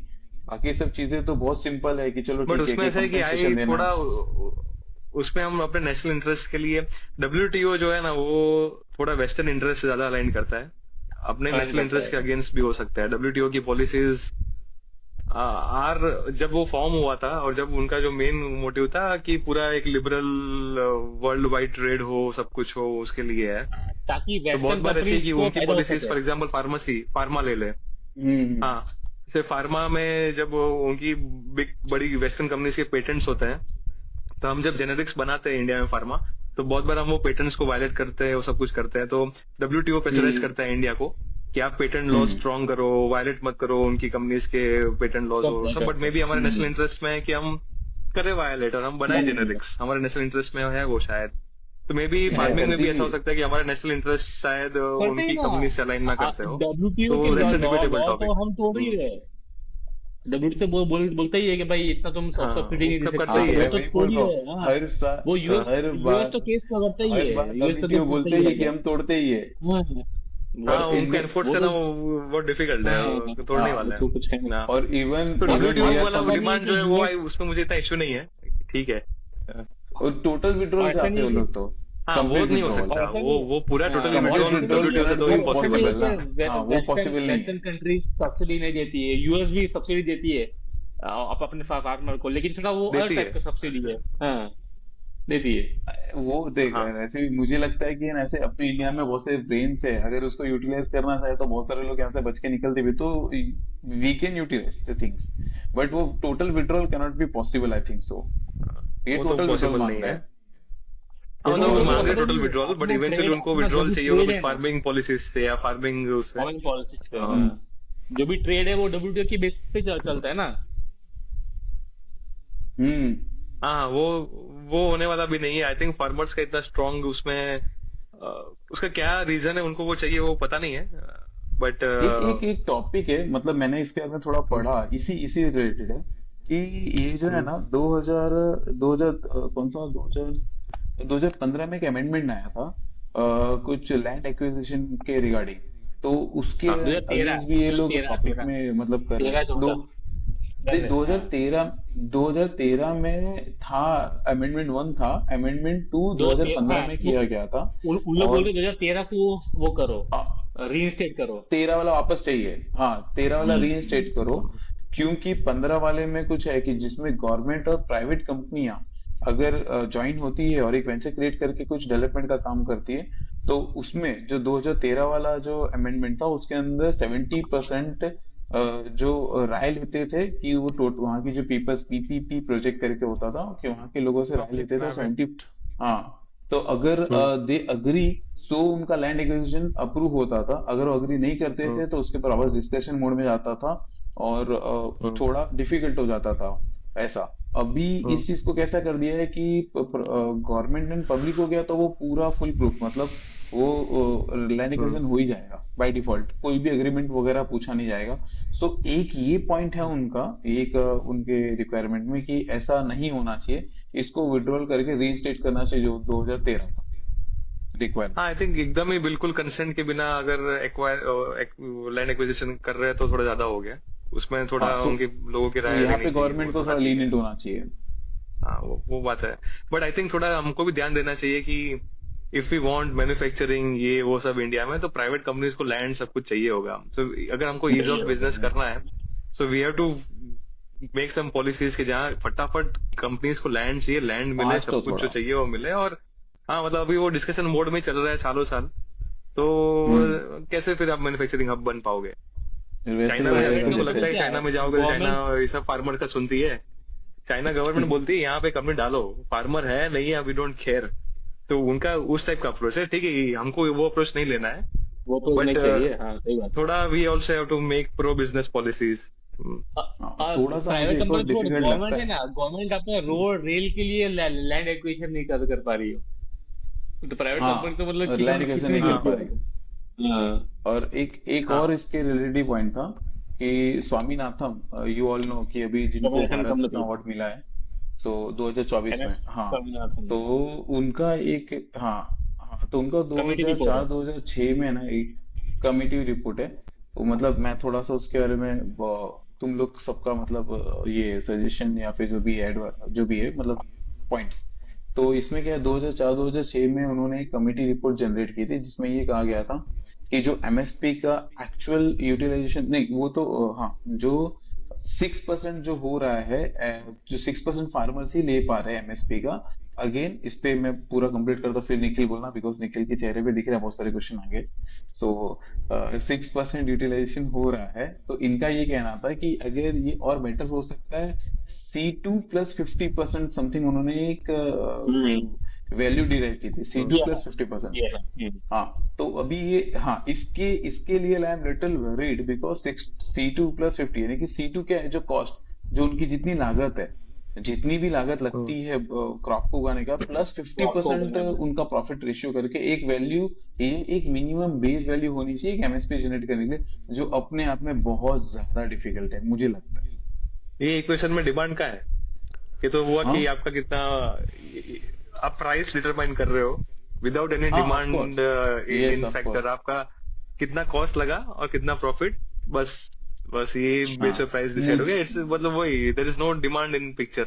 अगर किसी हाँ को ये लेना ही करेक्ट। नहीं है, ये चीज किसी को खानी ही नहीं है, फिर भी इतना प्राइस तो मिलेगा ही गवर्नमेंट को तो फार्मर्स खरीदना को, ही पड़ेगा, गवर्नमेंट को तो गवर्नमेंट खरीदना ही खरीदने पड़ेगा वाले। ये सो रेट पे। ये ये बेसिकली एक, मैं समझता हूँ इस आई चीज को, डोंट और ये मेरा भी पॉइंट यहीं पे है कि इट्स वेरी डिफिकल्ट टू मतलब एडर ऑन दिस पॉइंट्स कि ये गवर्नमेंट इसको माननी नहीं चाहिए, बिकॉज फिर अपनी इकोनॉमी को बहुत लॉस होगा एज पर। अपना टैक्स पेयर का ही मनी जा रहा है ना। अब जब मनी जा रहा कल है। के एपिसोड में बात हो रही थी, पिछले एपिसोड में, कि टैक्स पेयर के मनी हमको वी शुड अपोज कि जहाँ जब भी इनएफिशिएंट यूज हो रहा है उस टैक्स पेयर मनी का, अगर फ्रीबीज बांट रहे, सब्सिडीज बांट रहे बिना किसी मतलब के, तो we have to oppose that. This is the biggest kind of subsidy कि बस एमएसपी लगा और दिया है, ये, तो वी और शुड आई और अपोज। थिंक और सो, और ये और यस उसका आई यूज थिंक भी सो, ये नहीं है, कल्चर है ना सड़ता बहुत है कम था। गोडाउन में सड़ता है, ये वी प्राइस सब सड़ता है गोडाउन में, पैसे के गोडाउन में। हाँ वही, this is hmm not the efficient way of using tax payers money. कि आप हाँ पंजाब के फार्मर्स के पास से राइस उगवा रहे हो, वो पानी वहां पे पूरा चूस ले रहे हो राइस उगाने के लिए। This is the very wrong way of using government money. अच्छा, सो तो क्या कह रहा था? मतलब मैं इस पे ये बोल रहा था कि so what is your view कि मतलब पहले ये 2000 में आई थिंक सो जब केजरीवाल की गवर्नमेंट बनी, एपीपी की, आपकी गवर्नमेंट बनी है ये दिल्ली में, तब से ये ज्यादा ही ग्रो अप हो रहा है कि फ्रीबीज बांटो वोट बटोरो, फ्रीबीज बांटो। पहले भी था बट वो इतना ज्यादा हाईलाइट होके नहीं आता था, पहले उन्होंने किया। उसके बाद से अभी रिसेंटली महाराष्ट्र के इलेक्शन में इन्होंने किया ना, बीजेपी और शिवसेना की जो गवर्नमेंट थी, मयूर 1500 कह रहा था रुपीज वो। कुछ, हाँ हाँ 1500 कुछ बांटे। तो ये फ्रीबीज का चलन हो गया मुझे लग रहा है, मतलब इंडिया एक गलत फ्रीबीज का डायरेक्शन चलन पे तो जा रहा है। सबसे और पहले ना, सबसे पहले डीएमके ने चालू किया है इंडिया हाँ, में। बट जो सबसे हाँ ज्यादा लाइमलाइट तमिलनाडु में में। आया ना, मुझे हाँ लग रहा है सबसे ज्यादा लाइमलाइट कुछ आया ना, तो वो है दिल्ली, क्योंकि आपका, इलेक्ट्रिसिटी हाँ बिल काट दिए मेरे, हाँ वाटर बिल कम कर दिए। बट नहीं, ये जो फार्म फार्म पर उसने बहुत लोन कम ही वेवर रेट का दिया है। फ्रीबीज तो बहुत टाइम से चल रहा है। नहीं एग्जैक्टली वो बहुत एक कम लेवल पे था। अब क्या है ना, हाँ उसमें कुछ मगर लोगों तेरा को मिल ऑडियो रहा था बहुत ही बेनिफिट, कम है। हाँ उसमें कुछ लोगों को बेनिफिट मिल रहा था, इसको हाँ इसने नहीं, तो बट पूरे ये स्टेट में फार्म दे दिया। लोन, हाँ बहुत state governments, I think even BJP state government ने इसने ही शायद योगी ने ही शायद प्रपोज किया था बीच में कि पूरे फार्मर्स का पूरे यूपी में कुछ लिमिट तक लोन वेव कर देंगे, वो ऐसा कुछ। ट्रू तो ट्रू हर ये पार्टी हर की साल गवर्नमेंट कर रही है, हर ऐसा है। साल हर स्टेट में होता है मयूर। तो हाँ। महाराष्ट्र गवर्नमेंट ने भी किया है, कितने कांग्रेस की गवर्नमेंट ने भी किया है, और बीजेपी की सबने गवर्नमेंट ने किया है। ये सब करते और हैं। दिस इज डर्टी दूसरा ये कि पॉलिटिक्स ये सिर्फ एक्चुअली। फ्री भी नहीं है, जैसा निखिल ने कहा, ये 60s से जो एमएसपी बस लग गया है, वो जो लग गया है, यस अब उसको निकालना, ऐसा कुछ जो ऑलरेडी इम्प्लीमेंट हो चुका है उसको रिवर्ट आज करना इज वेरी डिफिकल्ट। अभी तो हाँ तो इट्स अ मैं ना पॉलिटिकल। लास्ट लास्ट एपिसोड में सॉरी लास्ट एपिसोड में मैंने बोला था कि हम वन नेशन वन इलेक्शन को ट्राई कर सकते हैं, तो मैं अपना वो वापस लेता हूँ, क्योंकि ट्राई कुछ भी चीज किया तो खत्म, चिपक जाएगा वो। Yes true. हाँ, वो रिवर्ट नहीं होने वाला है, वो हो गया। वो नहीं हाँ। वाला, ये वो हो गया। और it's a very dirty politics, क्योंकि 2010 में जब यूपीए की गवर्नमेंट में थी, तब भी यही मतलब ये जो स्वामीनाथन की जो कमीशन आई थी रिपोर्ट, उसमें वो मतलब सबने प्रोटेस्ट जैसा किया ही था इन शॉर्ट, या फिर फार्मर्स ने अपना पुट ऑन किया था कि 2010 में कि एमएसपी लागू करो, तो यूपी की गवर्नमेंट ने रिजेक्ट कर दिया था। ठीक है, बट आज 2024 में ना यूपी की गवर्नमेंट उसको बैक कर रही है कि नहीं, फार्मर्स की हाँ, ये बात तो पूरा आपको सुननी पॉलिटिकल है। चाहिए। It's like very dirty politics. मतलब मैं तो स्टडी कर रहा था, मैं सोचा क्या करने का, मतलब कैसा है लाइक हाँ, कि इसमें एक्चुअल फार्मर इंटरेस्ट है कि नहीं है वो पता ही नहीं है, पॉलिटिकल इंटरेस्ट से ही लगे हुए हैं सब जगह। सिर्फ वो और नहीं सिर्फ पता। मतलब हाँ हाईलाइट करना है, वो इलेक्शंस के लिए, वोट गेन करने के लिए, मतलब तो और अभी शायद मैं यूपी ये का इलेक्शन आ रहा पूछ है रहा था। कि कब है? आई मे बी यूपी इलेक्शन अभी का दिल्ली वो क्या है, है, इसके लिए दिल्ली थोड़ा क्या ये है, ड्रामा चल रहा है। अभी दिल्ली दिल्ली की क्या आ रहा है है, ना? हाँ, तो ये दिल्ली इलेक्शन के लिए भी ड्रामा हो सकता है, ये पॉलिटिकली हो पूरा सकता है। मोटिवेटेड हो अभी सकता है ये दिल्ली का प्रोटेस्ट। रहा है असेंबली इलेक्शन। नहीं रिसेंट अच्छा, तो रिसेंट अच्छा तो हम अभी ये जैसे कि अभी ये टॉपिक चल रहा है एमएसपी फार्मर का, तो तुम लोग का क्या मतलब सजेशन है? जैसे कि सब उसके कोई सुन रहा हो, तुम लोग क्या क्या सजेशन है, तो क्या करना चाहिए, मतलब जिसकी। हाँ, निमी से चालू करते हैं। गवर्नमेंट को हाँ, गवर्नमेंट को आई थिंक गवर्नमेंट को ये लॉस तो इवेंचुअली जो एमएसपी निकालना, और जो धीरे धीरे इवेंचुअली उस डायरेक्शन में मूव होना ही चाहिए कि एमएसपी निकालो, लोन वेवर का जो ये पूरा सिस्टम है वो धीरे धीरे निकालो, दूसरे लॉस बनाओ, मिडिल मैन को निकालने के लिए लॉस चाहिए जो, वो सब बनाओ। पूरा farming should turn into a normal trade मेरे हिसाब से। It should not be a special trade कि उसके लिए हमको स्पेशल सब कुछ करना पड़े, स्पेशल पॉलिसीज बनानी पड़े, ऐसा नहीं होना चाहिए। Farming should be like any other trade. अगर फार्मिंग प्रॉफिटेबल नहीं है, डिमांड तो रहने वाली है, फूड है राइट, तो डिमांड तो हमेशा रहेगा, और उसके लिए सप्लाई अप्रोप्रिएटली बनी जाएगा, उसका मार्केट अप्रोप्रिएटली बन ही सकता है। उसके लिए इंश्योरेंस वगैरह जो लाना चाहिए, नेचुरल कैलेमिटीज में फार्मर के जो लॉस होते हैं वो उसकी इंश्योरेंस पॉलिसीज वगैरह वो सब करना चाहिए। बट ये फ्री भी मत बांटो, एमएसपी वो सब मत बांटो, बट इम्प्लीमेंट करना बहुत ही डिफिकल्ट है, फार्मर्स को कन्विंस करना बहुत ही डिफिकल्ट है। तो जो फर्स्ट टाइम बीजेपी गवर्नमेंट ने ट्राई किया था, जब पहले प्रोटेस्ट हुए थे, तो थोड़ा ज्यादा ही डिक्टेटोरियल वे में बोल दिया कि बस ये फार्म लॉस पास कर दिए। Exactly. I think they did not negotiate with farmers properly. उन्होंने लोकसभा में पास करवा दिया, राज्यसभा में भी आई थिंक दोनों में मेजोरिटी थी तभी, तो दोनों में पास करवा दिए। और जो एक्चुअली फार्म लीडर्स है, जो ट्रेडर्स है, जो उनसे जो पूरा नेगोशिएट करना चाहिए, उनको कन्विंस करना चाहिए, ऑन द बोर्ड लाना चाहिए, वो सब नहीं किया था। आई थिंक ऐसे डिफिकल्ट लॉस को पास करने के लिए पहले थोड़ा लेग वर्क करना पड़ता है, थोड़ा जाओ फार्मर्स को कन्विंस करो। तो BJP government should slowly try to get everything on the board मेरे हिसाब से। गुड। बराबर। सुनील तेरा? मेरा थोड़ा ऐसा है कि मेरा ये मानना है कि एमएसपी नहीं होना चाहिए। जो गवर्नमेंट ने 2020 में जो लॉस लाए थे, उसको थोड़ा और इम्प्रोवाइज करके वापस रीअप्लाई कैसे कर सके उसके बारे में सोचना चाहिए। और फार्मिंग एक बहुत बड़ा मतलब गुड रिसोर्सेस है और काफी अच्छा इको मतलब बिजनेस भी है। और अगर उसमें प्रॉफिट नहीं हो रहा तो गवर्नमेंट को कुछ ऐसी योजना लानी चाहिए नए नए, ताकि इसका पूरा इकोसिस्टम में डेवलपमेंट आए, ना करके कोई फ्रीबीज बांट करके आए। Which is my take. Second कि ये जो जो निमिष का मानना था कि लेग वर्क करना चाहिए, गवर्नमेंट को थोड़ा सा फार्मर के हेड्स के पास आना चाहिए। लुक निमिष, कैसा होता है ना कि फार्मर्स जो है ना, मतलब ठीक है वो फार्मर्स है, सिर्फ फार्मर्स वर्ड हटा दो ना तो they are leader of some community और सब कुछ। वो इतना सिंपल नहीं होता है कि मतलब सबको मनाना या सबकी राय लेना। हाँ, इसके अंदर थोड़ा और बेटर वे में कर सकते थे, जैसे कि जो संजय अग्रवाल की जो कमेटी बनाई थी 2000 शायद तो भी 2019 सॉरी 2021 में बनाई थी, तो उसमें 29 मेंबर्स लिए गए थे। ठीक है, 29 मेंबर्स में से ये सारे लीडर्स है ना, जो ग्रुप के लीडर्स है ना, उनके किसान के हेड्स को बुलाया गया था। डू यू नो उन लोगों में से आए कि नहीं आए? कोई नहीं आया, नहीं, कोई बट नहीं आया। That's hmm. डिफिकल्ट है। यस। तभी तो ये इम्पोर्टेंट भी है और डिफिकल्ट भी है। यस, तभी तो वेरी इंपॉर्टेंट। तुम्हारा पॉलिटिकल एक्यूमेन होना चाहिए और जो तुम्हारा हम्म। कन्विंस करने का पावर होना चाहिए, तभी तो काम आता है ना। ऐसे डिफिकल्ट सिचुएशंस में तो आपको नेगोशिएट करना आना चाहिए ना। आप ट्रू। उनको कन्विंस किए बिना तो होने वाला है ही नहीं। आप कन्विंस किए बिना ही बस लॉ पास कर दोगे तो उससे कुछ नहीं होता। कन्विंस तो पहले करना ही टाइम पड़ेगा। टाइम भी तो वेस्ट हो रहा है, सब कुछ हो रहा है इसमें, हाँ, 4 साल रिसोर्स वेस्ट जा हो रहा गए है। और अभी भी आप कन्विंस नहीं कर पाए हो, तो आप नहीं तो ट्राई रिसोर्सेस से समथिंग और डिफरेंट, ट्राई समथिंग न्यू। उनसे हम्म। अलग तरह से बात करो और उनको कुछ और गाजर पकड़ाओ। अगर उनको ये गाजर मतलब कुछ, try to give them something in return to get this policies pass. ऐसा हम्म। समथिंग एल्स कि जो लॉन्ग टर्म में भी बेनिफिशियल हो, ऐसा कुछ ट्राई करो।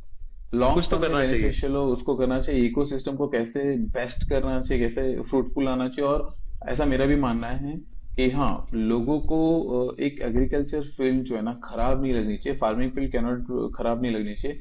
ऐसा कुछ गवर्नमेंट को योजना लानी चाहिए जिसमें लोग ज्यादा से ज्यादा उसके अंदर इन्वॉल्व हो, बिकॉज नहीं नहीं, इंडिया वो में तो बहुत। बहुत लोग इन्वॉल्व ऑलरेडी है। कम लोग इन्वॉल्व कर रहे हैं अभी। लोगों को और दूसरे एग्जैक्टली। प्रोफेशन में मूव होना चाहिए। Farming should not, productivity it भी शुड बी इंक्रीज एन कर सकते हैं। Any other field. Farming special field, अच्छी फील्ड नहीं है, ऐसा कुछ नहीं है। वो फार्मिंग है, वो एक ट्रेड है जो दूसरे लोग यस। ट्रेड करते हैं। तो तो और it should be effectively treated उसको लाइक दैट। कर सकते हैं, और हाँ इफेक्टिव वे हाँ, में कर सकते हैं। इफेक्टिवली करो। फार्मर्स को और एफिशिएंट बनाओ, उनको और टेक्नोलॉजिकली हम्म। इंप्रूव करो, वो सब करो। But we should not try to involve और लोगों को फार्मिंग करवाने लगा दो, वो नहीं यस, करना है। करेक्ट। मैं सबको इन्वॉल्व करने की बात नहीं कर रहा हूँ, बट जो लोग काम कर रहे हैं एटलीस्ट वो अपना बेस्ट हाँ दे सके और काफी अच्छे से हाँ इम्प्रूव कर सके, और टेक्नोलॉजी का यूज करके वो मतलब प्रोडक्टिविटी इंक्रीज कर सके राइट। इन हाँ बस, सच ए वे, एग्जैक्टली एग्जैक्टली। कुछ कर सके। उस टाइप या का कुछ गवर्नमेंट को योजना लाने चाहिए। गुड मयूर तेरा? Completely agree. गुड, मेरे सारे पॉइंट्स अलाइन कर रहे हैं। जस्ट एक जैसे कि गवर्नमेंट को they should may be look into big picture also. Overall farming पूरे इंडिया में होती है तो ओनली एक रीजन का देखना है या फिर अक्रॉस द इंडिया में, है ना, सब जगह का क्यूमुलेटेड डेटास के थ्रू जाना चाहिए। तो थोड़े प्रो फार्मर्स जो उनके साइड से होते हैं उनके भी पॉइंट्स रखने चाहिए। ठीक है, तो एक तरीके से इवन बिकॉज ये सारी चीज़ों में फार्मर्स का भी मोर प्रोटेस्ट का भी आई थिंक इतना इम्पैक्ट तब आता है जब गवर्नमेंट ऑल्सो कहीं ना कहीं they are getting scared that उनकी गद्दी ना चली जाए, बिकॉज इतना हाई लेवल का प्रोटेस्ट होता है and as a normal audience they are unable to see two side when one protest happens between a small group and a large government. So I think अगर उनके थोड़े pro side वाले भी अगर वो फार्मर्स को आगे रखे, सो आई थिंक थोड़ा ज़्यादा क्लैरिटी आएगी। And I think political agenda से थोड़ा डिफ्रेंशिएट रखना चाहिए जब फार्मर्स के बारे में सोच रहे। आई थिंक वो थोड़ा ज़्यादा उनको नॉलेज पास ऑन करना चाहिए कि कहाँ पॉलिटिकल यूज़ हो रहा है, फार्मर्स का अब्यूज़ हो रहा है in a way if it is going in the part of politics. तो अगर वो प्रॉपर क्लैरिटी लेके आए as a part of few pointers also, may not require a big no Bible, but कुछ कुछ पॉइंटर्स अगर वो लेके आ पाए और कम्युनिकेट कर पाए इफेक्टिवली, आई थिंक तो ज़्यादा अच्छे से वो अपनी पॉलिसीज इम्प्लीमेंट कर पाएगी। सो डेफिनेटली पॉलिसीज तो उनकी सही है कहीं ना कहीं, क्योंकि एज अ होल नेशन वो देख रहे हैं, बट जब तक यूज़र उसके लिए रेडी नहीं है तब तक no those policies are like just on paper, फिर फॉलो भी नहीं होगी अगर इम्प्लीमेंट भी हो गई तो। So I think they should do this. या ओके, तो अभी मैं मेरा कुछ सजेशंस के लिए पेश करना चाहूंगा। जैसे कि नीतीश ने बोला कि यस। ग्राउंड लेवल पे आई थिंक उनको ये बढ़ना चाहिए। तो आई थिंक जैसे कि बीजेपी का जो पूरा field field ground level worker है वो एकदम स्ट्रांग है। आई थिंक वो उनका बिल्कुल वो ले सकते हैं। तो वो बिल्कुल कर सकते हैं कि ग्राउंड लेवल Yeah, पे I was thinking. अवेयरनेस ये करे। है ना, अवेयरनेस कर सके। और मेरा और जैसे कि मतलब जैसे कि इस बार क्या किया गवर्नमेंट ने कि तीन लॉ एक साथ पेश किए। आई थिंक इसको थोड़ा स्टैगर्ड फॉर्म में भी कर सकते हैं। जैसे कि स्टार्टिंग में कैपिटलिज्म का एम क्या है कि प्राइवेट डिस्कवरी, है ना। जैसे कि ऐसा भी कुछ कर सको कि प्राइवेट प्लेयर्स भी आके खरीद सके, कि एक बार उनको पता चल गया कि प्राइवेट प्लेयर्स शायद ज्यादा भाव दे देंगे, तो उनको पता चलेगा कि हाँ चलो ज्यादा भाव मिलता है एमएसपी से, है ना। तो फिर ये एक पॉसिबिलिटी है। और बहुत सारा आपने जो पॉइंट था कि फार्मर्स डिस्ट्रेस्ड है, वो बात तो सही है। तो आई थिंक जैसे कि अगर एमएसपी निकलना है, एमएसपी निकलने की बात तो मैं अग्री हुई। तो एमएसपी निकलना है तो अगर उनको किसी तरह का सपोर्ट मिलना चाहिए, लेकिन उनको मॉनिटरी सपोर्ट नहीं, जैसे कि उनके चिल्ड्रन को एजुकेशन का सपोर्ट दे, तो वो सब गवर्नमेंट को करना चाहिए, ना कि फ्री बीज देना चाहिए, इलेक्ट्रिसिटी इलेक्ट्रिसिटी करना चाहिए। आई थिंक पहले जो लो हैंगिंग फ्रूट है उसको हम उसको हमें फैच करना चाहिए, ना कि पूरे ऑर्चर्ड को कैप्चर करने की बात है। तो आई थिंक ये थोड़ा मेरा एक दो सजेशन है। गुड, यस अच्छा नाइस, पॉइंट अच्छा है। था। सही तो है। गाइस आई वुड अच्छा इवन थिंक डिस्कशन तूने जो पॉइंट दिया या तो मुझे आइडिया आया एक चीज की, आई वुड इवन प्रिफर कि वो एमएसपी में जितना खर्चा हो रहा है ना, उतना वो मे बी लोन वेवर में खर्चा करे। Loan waiver is a one time thing. आप कुछ अभी लोन वेव कर रहे हो, ठीक है, अगर एमएसपी उससे हटता हो, अगर आप एमएसपी हटाने के लिए कन्विंस कर पा रहे हो और उस पैसे से अभी के टेम्पररी लोन्स वेव कर पा रहे हो, तो this is a long term good solution. MSP हट गया लॉन्ग टर्म के लिए, और शॉर्ट टर्म में भी फार्मर डिस्ट्रेस कम हुआ है कि लोन वेव हो गई, ये सब कम हो हुआ। गया। तो मे बी ये ऐसे गाजर की बात कर रहा हूँ मैं शॉर्ट टर्म और गाजर मतलब बट हाँ, लॉन्ग कर सकते टर्म फायदा। एक्चुअली और जो डिमांड मतलब गवर्नमेंट है को ना, ना उनकी 6-7 जो बेसिक डिमांड है ना, उसमें ये डिमांड तो है ही। इट्स अ कंपल्सरी दोनों ही है डिमांड कि वेवर भी होना चाहिए, एमएसपी भी होना चाहिए, और ना, बट डब्ल्यूटीओ भी ऑफकोर्स निकलना चाहिए। नहीं, बट आपको नेगोशिएट करना है ना। उनकी डिमांड तो हमेशा एक्सट्रीम ही होगी, आपको नेगोशिएट करना है, कुछ डिमांड्स अप्रूव करनी है, कुछ रिजेक्ट करनी है। तो एमएसपी अरे वाली एक्चुअली डिमांड अपने स्ट्रांग रखो और लोन वाली ठीक है एक्सेप्ट कर लो, ऐसा कुछ अरे क्रॉप बट फिर वो लोग ये इंश्योरेंस भी हो गया देखेंगे उनके। कि दे आर नहीं, बट उसमें फिर वो लोग ये भी देखेंगे कि they are there for 5 years, you know. सो 5 साल में मुझे एक साथ ज्यादा रुपए मेरे जाएंगे वहां पे, you know. It's a long term thing, तो उन बाद में देखेंगे। जो बोलते हैं ना कैपेक्स और ओपेक्स वाली चीजें, कि भाई थोड़ा हाँ ओपेक्स में ओके डाल के धीरे धीरे ले ले, या फिर एक साथ पूरा बर्डन ले ले। इट्स लाइक दैट, हाँ इट्स वेरी डिफिकल्ट। हाँ एक्चुअली वही But तो long अगर government they know that, if they know that they are only going to be there across, then they can take those steps.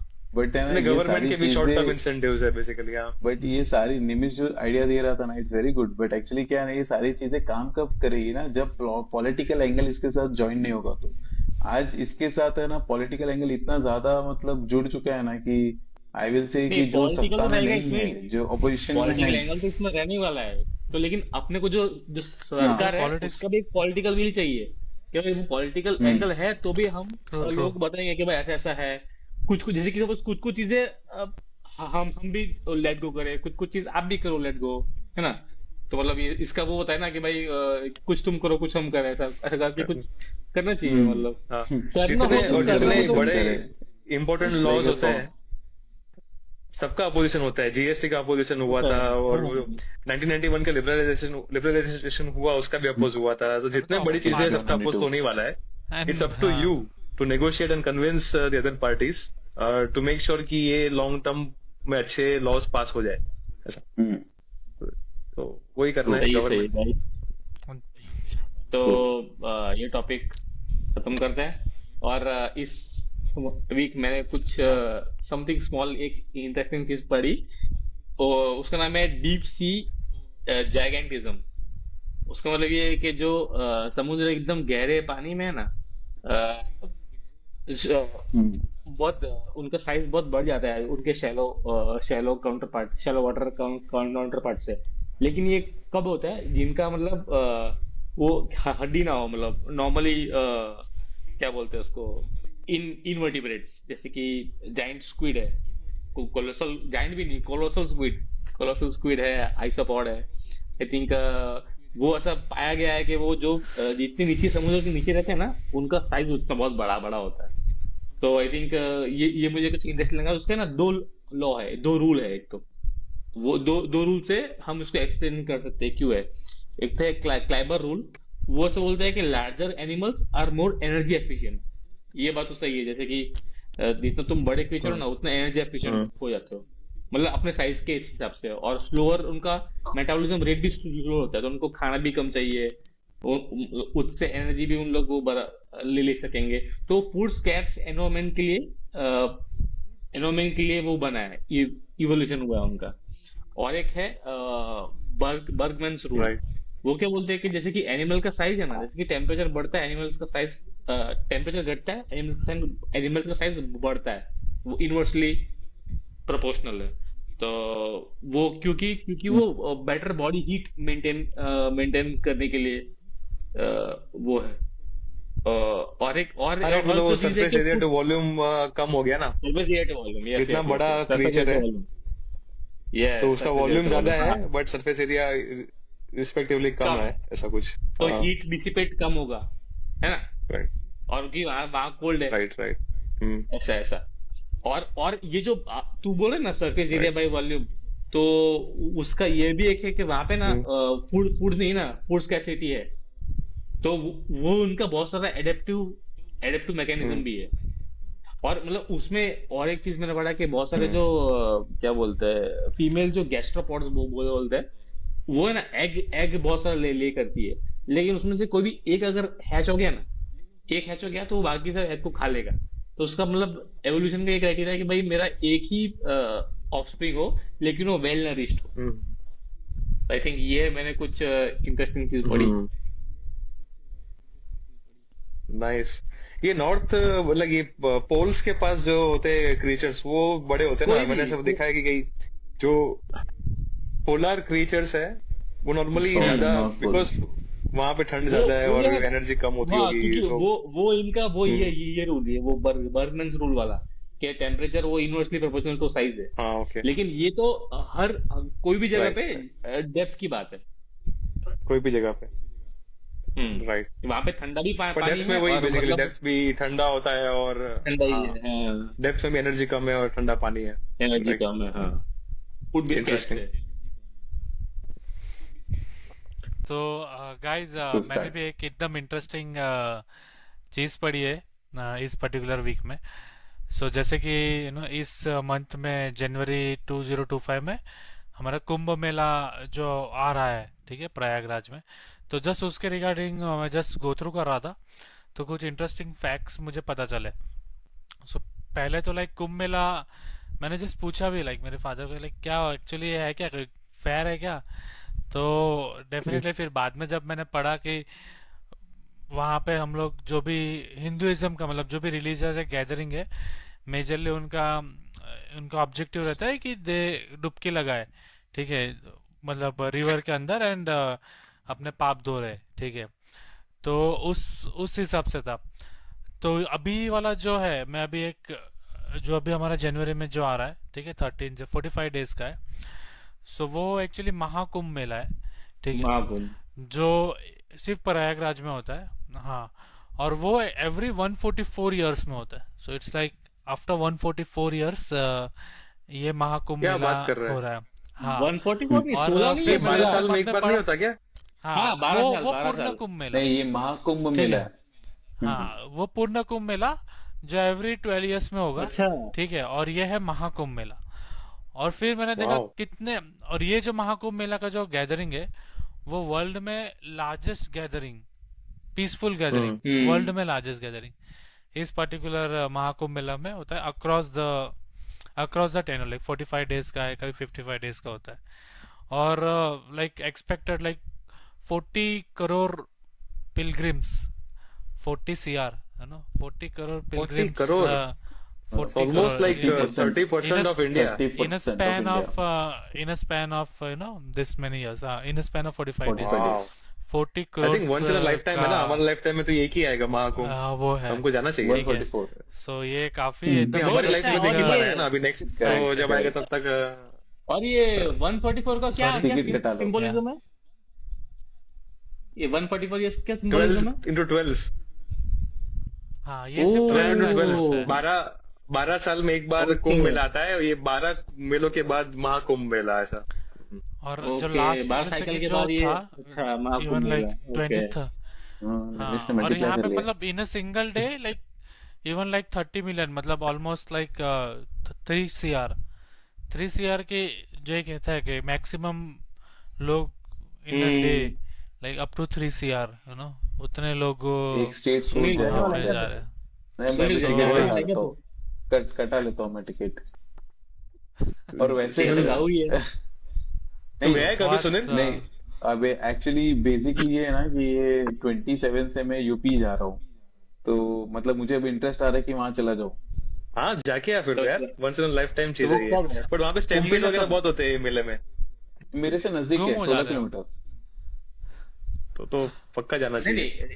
And पूरा तारीख turn क्या है around तारीख किया है मतलब अभी थोड़ा गवर्नमेंट ने वहाँ पे उस एरिया को पूरा टर्न अराउंड किया है। हाँ वो देखा तारीख मैंने अभी तो हाँ बहुत 20 हाँ ब्यूटिफिकेशन लाइक किया है 13 से 26 13 to 26 है। 13 से 26 तो खत्म हो जाएगा सुनील जाएगा तो हाँ पर ये जो है 40 13 करोड़ लोग हैं वो 13 सब प्रयागराज नहीं जाएंगे, वो आई थिंक पूरे 13 गंगा नहीं पे ही, नहीं नहीं सिर्फ सब जगह पूरे गंगा पे होता है। हाँ तो मेरे नहीं गांव से गंगा प्रयागराज में निकलती होता है। है प्रयागराज में होता है एक मैंने तो ये देखा हाँ मतलब टोटल हाँ 4 नहीं जगह पे प्रयागराज होता है। में जो मेन होगा, बट हाँ बट 40 करोड़ लोग प्रयागराज नहीं जाते, सब वाराणसी सब जगह हाँ जाते हैं।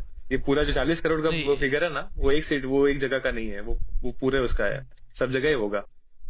बहुत ये चेक करते अलोंग द रिवर सब मतलब जगह होता है। बट मैं सोच रहा हूँ कि एक हैं। मैं स्टेट को, थोड़ा एक सिंगल प्रयागराज स्टेट में को 40 करोड़ पीपल्स को संभालना, उनकी सिक्योरिटी देना, उनको मैनेज पर करना कितना पर ये डिफिकल्ट ऐसा है होगा ना काम वो। इन अ स्पैन ऑफ स्टेट का 45 बहुत बड़ा डेज है। पॉपुलेशन 25 करोड़ है स्टेट का पॉपुलेशन 25 करोड़ है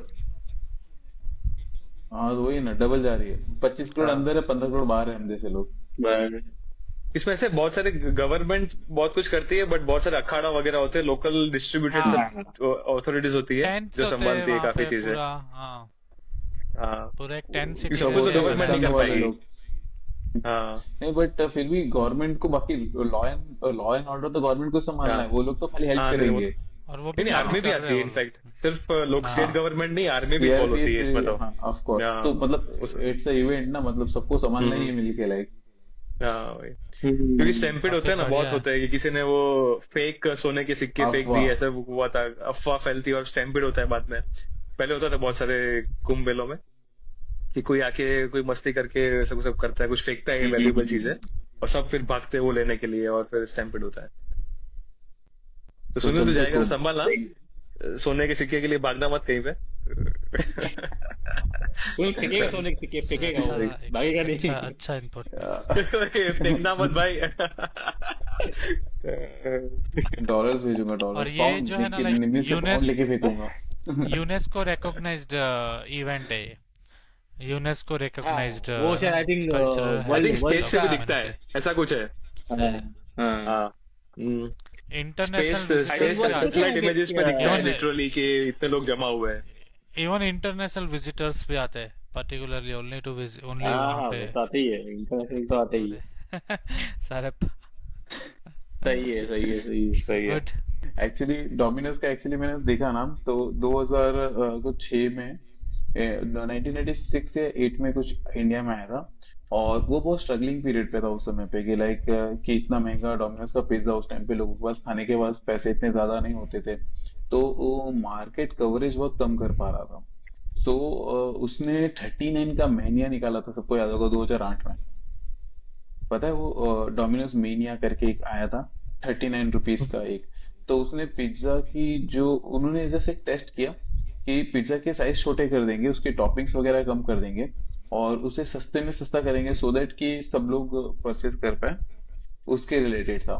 फिर पर वो 39 का एक कैच इसमें ये था ना कि वो 39 का प्राइस है ना कभी बढ़ा ही नहीं। लाइक पार्ले जी का 4 रुपए का आता था बिस्किट जो 100 ग्राम हुआ, पहले आता था, फिर उसने 60 ग्राम किया, फिर 5 रुपए किया। सो इट वाज लाइक कि वो वेट को मैनेज करके, वॉल्यूम को मैनेज करके करते थे, बट इन्होंने कुछ प्राइस कम नहीं किया। सो उसमें 300 गुना का मतलब रॉ मटेरियल का कॉस्ट प्राइस इंक्रीज हुआ। सो उन्होंने इसको मैनेज कैसे किया over the period of 6 year तक सेम प्राइस रखा उन्होंने, तो इसको मैनेज कैसे किया? तो उन्होंने ना कॉस्ट रिडक्शन बहुत ज्यादा किया। जैसे उन्होंने टॉपिंग्स जो एक्स्ट्रा टॉपिंग्स देते थे ना वो निकाल दिया, बॉक्स जो पहले उनका कलरफुल आता था तो सबको याद होगा, पता है वो रेड एंड ब्लू कलर का उनका कलरफुल आता था, व्हाइट कलर का बैकग्राउंड होता था और रेड और ब्लू कलर का उनका ये आता था, वो निकाल के वो black and white 2 colour tone कर दिया उसका। सो इसमें थोड़ा कम किया ऐसा, मतलब निखिल हंस रहा है, मैंने देखा उसको हंसते हुए, ठीक है, बट किया है नहीं नहीं, उन्होंने मैं ऐसा इसलिए ऐसा तो। क्योंकि मैं इतना कॉस्ट नहीं, बहुत सही है ना। मुझे याद ही नहीं है कि डोमिनोज का क्या वो पैकेजिंग क्या था, याद ही नहीं है। इसलिए 2008 में हम नहीं, स्कूल में थे तो शायद 2008 हम इतने इन्वॉल्व नहीं थे, और सिटी हाँ वहां पे मैं आया भी नहीं तो होगा ना तभी, इसलिए। बट हाँ, ये सही है। दिस शोज कि अपनी इंडियन पॉपुलेशन कितने प्राइस सेंसिटिव है। मतलब हम एकदम हाँ प्राइस थोड़ा भी ज्यादा होगा तो शायद मार्केट उनका आई पूरा। Think that is true. Price purchase sensitive क्या बोलना बोलते सही हैं नहीं कर होगा। देती है इंडिया। हाँ वही, आई हाँ। थिंक प्राइस सेंसिटिव बोलना सही नहीं होगा, हम्म। वैल्यू सेंसिटिव, मतलब वैल्यू चाहिए उनको। 39 रुपए से भी 39 रुपए से देखो हाँ, कम बड़े नहीं, वैल्यू नहीं, कम कर रहे हैं ना, ये अच्छा टॉपिंग चाहिए। हाँ। अच्छा चाहिए, बट टॉपिक निकाल दिया, उसका वैल्यू थोड़ी कम कर दी, बट प्राइस नहीं बढ़ाया। अगर तू प्राइस प्राइस नहीं बढ़ा बढ़ा। के वैल्यू भी बढ़ाएगा तो लोगों को पसंद नहीं है, तो लोग वही अगर अपने प्राइस पार्ले जी सेंसिटिव। के साथ हुआ था, पार्ले जी के साथ सेम इंसिडेंट हुआ था, तुझे याद होगा तो पार्ले जी ने 4 रुपए का बिस्किट 5 रुपए कन्वर्ट किया था, उसका सेल्स 30% ऑफ किया था, फिर पार्ले जी 30%। ने वापस 4 रुपए में इंट्रोड्यूस किया और उसका वेट कम कर दिया उसने, एक बिस्किट पार्ले कम जी ने। कर अभी दिया भी तुम तो वैल्यू हाँ सेंसिटिव नहीं हुआ ना, प्राइस सेंसिटिव तो हुआ ना ये प्राइस तो। सेंसिटिव हो गया। हाँ सो इंडिया का थोड़ा सा है, वो बजट कंस्ट्रेंट रहता है ना, तो 4 रुपए की प्राइस बिस्किट ही खरीदेंगे वो, चाहे तो कुछ भी रेट डाल, तो कुछ भी एक दो कम कर दे बिस्किट पर, 4 खरीदेंगे, 4 का ही। ये तो वैसा उसमें भी एक है ना, एक जो शैशे वाला जो था, वो भी एक आईआईएम के बंदे ने वो शैशे शुरू किया है। क्या जो क्या? पहले शैम्पूज जो बिकती थी सिर्फ बॉटल्स में, जो हाँ, शैशेज ओके। में आने लगा, वो एक आईआईएम के बंदे ने शैम्पू मतलब को उसको हाँ छोटे छोटे उसके तो सैचेस वो सैचेस उससे वैसे में। पैकेट्स आते हैं, उससे 1 1 रुपए ज्यादा 2 2 बिकने रुपए लग का। गया, हाँ, बॉटल से ज्यादा बिकने लग हाँ, गई नहीं थी वो शैशे। बट वो चीज का तो क्या है, वो प्राइस सेंसिटिव तो टॉपिक है, बट वो क्या है ना, इंटेंसिव मार्केटिंग भी है, क्योंकि जो सैसेज है ना हमेशा दुकान के आगे लटकते हैं, तो वो फ्री में मार्केटिंग भी नहीं, हो जाती है। दैट और इज और द 2 रुपए का लेने के लिए तू बट मेन फटाफट सोचेगा नहीं इतना, बॉटल सोचेगा लेने में नहीं, सोचेगा, इसीलिए तो वो भी है कि तो थोड़ा वही बात प्राइस है का वो भी है। कि प्राइस सो अभी मैं रियली बोलूँ तो अभी जस्ट तुमको तो पता ही कि मैं थोड़ा उस बिजनेस में आ गया हूँ, तो एज एन एग्जांपल वाटिका का फुल बट डब्बा पड़ा हुआ है पीछे, लाइक 100 ग्राम का, बट कोई परचेस नहीं करता है, बट वो 150 ग्राम का 1 1 रुपए का सैसे लेके जाते हैं, कितना सैसे लेके जाते हैं, 50 60 सैसे, वो करते हाँ। क्या भाई, रोज नहीं, एक क्योंकि यूज उसमें करते हैं। क्वांटिटी भी ज्यादा रहती है ना, हम्म, एक नहीं और चीज है क्वांटिटी भी ज्यादा वो सब रहती है, देखते हैं, यस यस करेक्ट। वो सब जो देखने वाले लोग सब देखते हैं, कह रहे वो तो पैकेजिंग हाँ का क्योंकि पैसा देखिए दे रहा है, उधर मैं वॉल्यूम एग्जांपल देता कमा हूँ। रहा है, इधर 2 रुपए में वॉल्यूम ज्यादा मिल रहा है, पैसे कमा रहे हैं, सब देखते हैं। हाँ हम देखिए सब मैं सैसे मैं खरीदने मैं एक वाले हैं, एग्जांपल देता हूँ। ये निमिष हाँ को मैं छोड़ एग्जांपल के। देता हूँ कि जो मैं शैम्पू कॉफी है नहीं ना, खरीदता मैं कॉफी तो। नेस्कैफे का जो कॉफी है ना, हाँ नेस्कैफे 2 कॉफी रुपए है ना, वो जो जार में है आता है मेरे ना, जार पास। में वो महंगा आता है, और जो 1 1 रुपए आता है ना, वो 2 2 रुपए वाला, अभी 2 रुपए हो गया, वो सस्ता आता है, मतलब हाँ पर ग्राम का वो जो सब वैल्यू चीज है में वो ऐसा पर ही ये है, समझ में नहीं आया अबे लॉजिक। वही तो तो वो आई मयूर थिंक भी बोल रहा है, पैकेजिंग का हाँ अरे मयूर भी यही बोल है रहा है, ना। पर मैं नहीं समझा, मैं एग्री इसका नहीं कर, सही लॉजिक में में ऐसा है क्या? बता मैं हाँ सही में ऐसा है, क्योंकि वो मेरे पास है, मैं जानता हूँ वो है ऐसा, जब हमने वेट वैल्यू वाइज जब इंक्रीज किया ना तो वो अलग होती है, बट बेसिकली ऐसा होता है क्यों है, डबल इसके बहुत सारे रीजन 50% भी कम है। होगा। ये इट्स अ मार्केट, 50% थोड़ा ज्यादा हो गया, इतना भी कम नहीं होता है, नहीं बट नहीं क्या इतना होता है कम ना है, मैं कि तुमको दिखा देता हूँ। हाँ ठीक है, कोई कोई कमोडिटीज में कोई कोई प्रोडक्ट में होता होगा, हर प्रोडक्ट में नहीं शैम्पूज की होता, बात कर रहा हूँ मैं, बट शैम्पूज की बात कर रहा हूँ।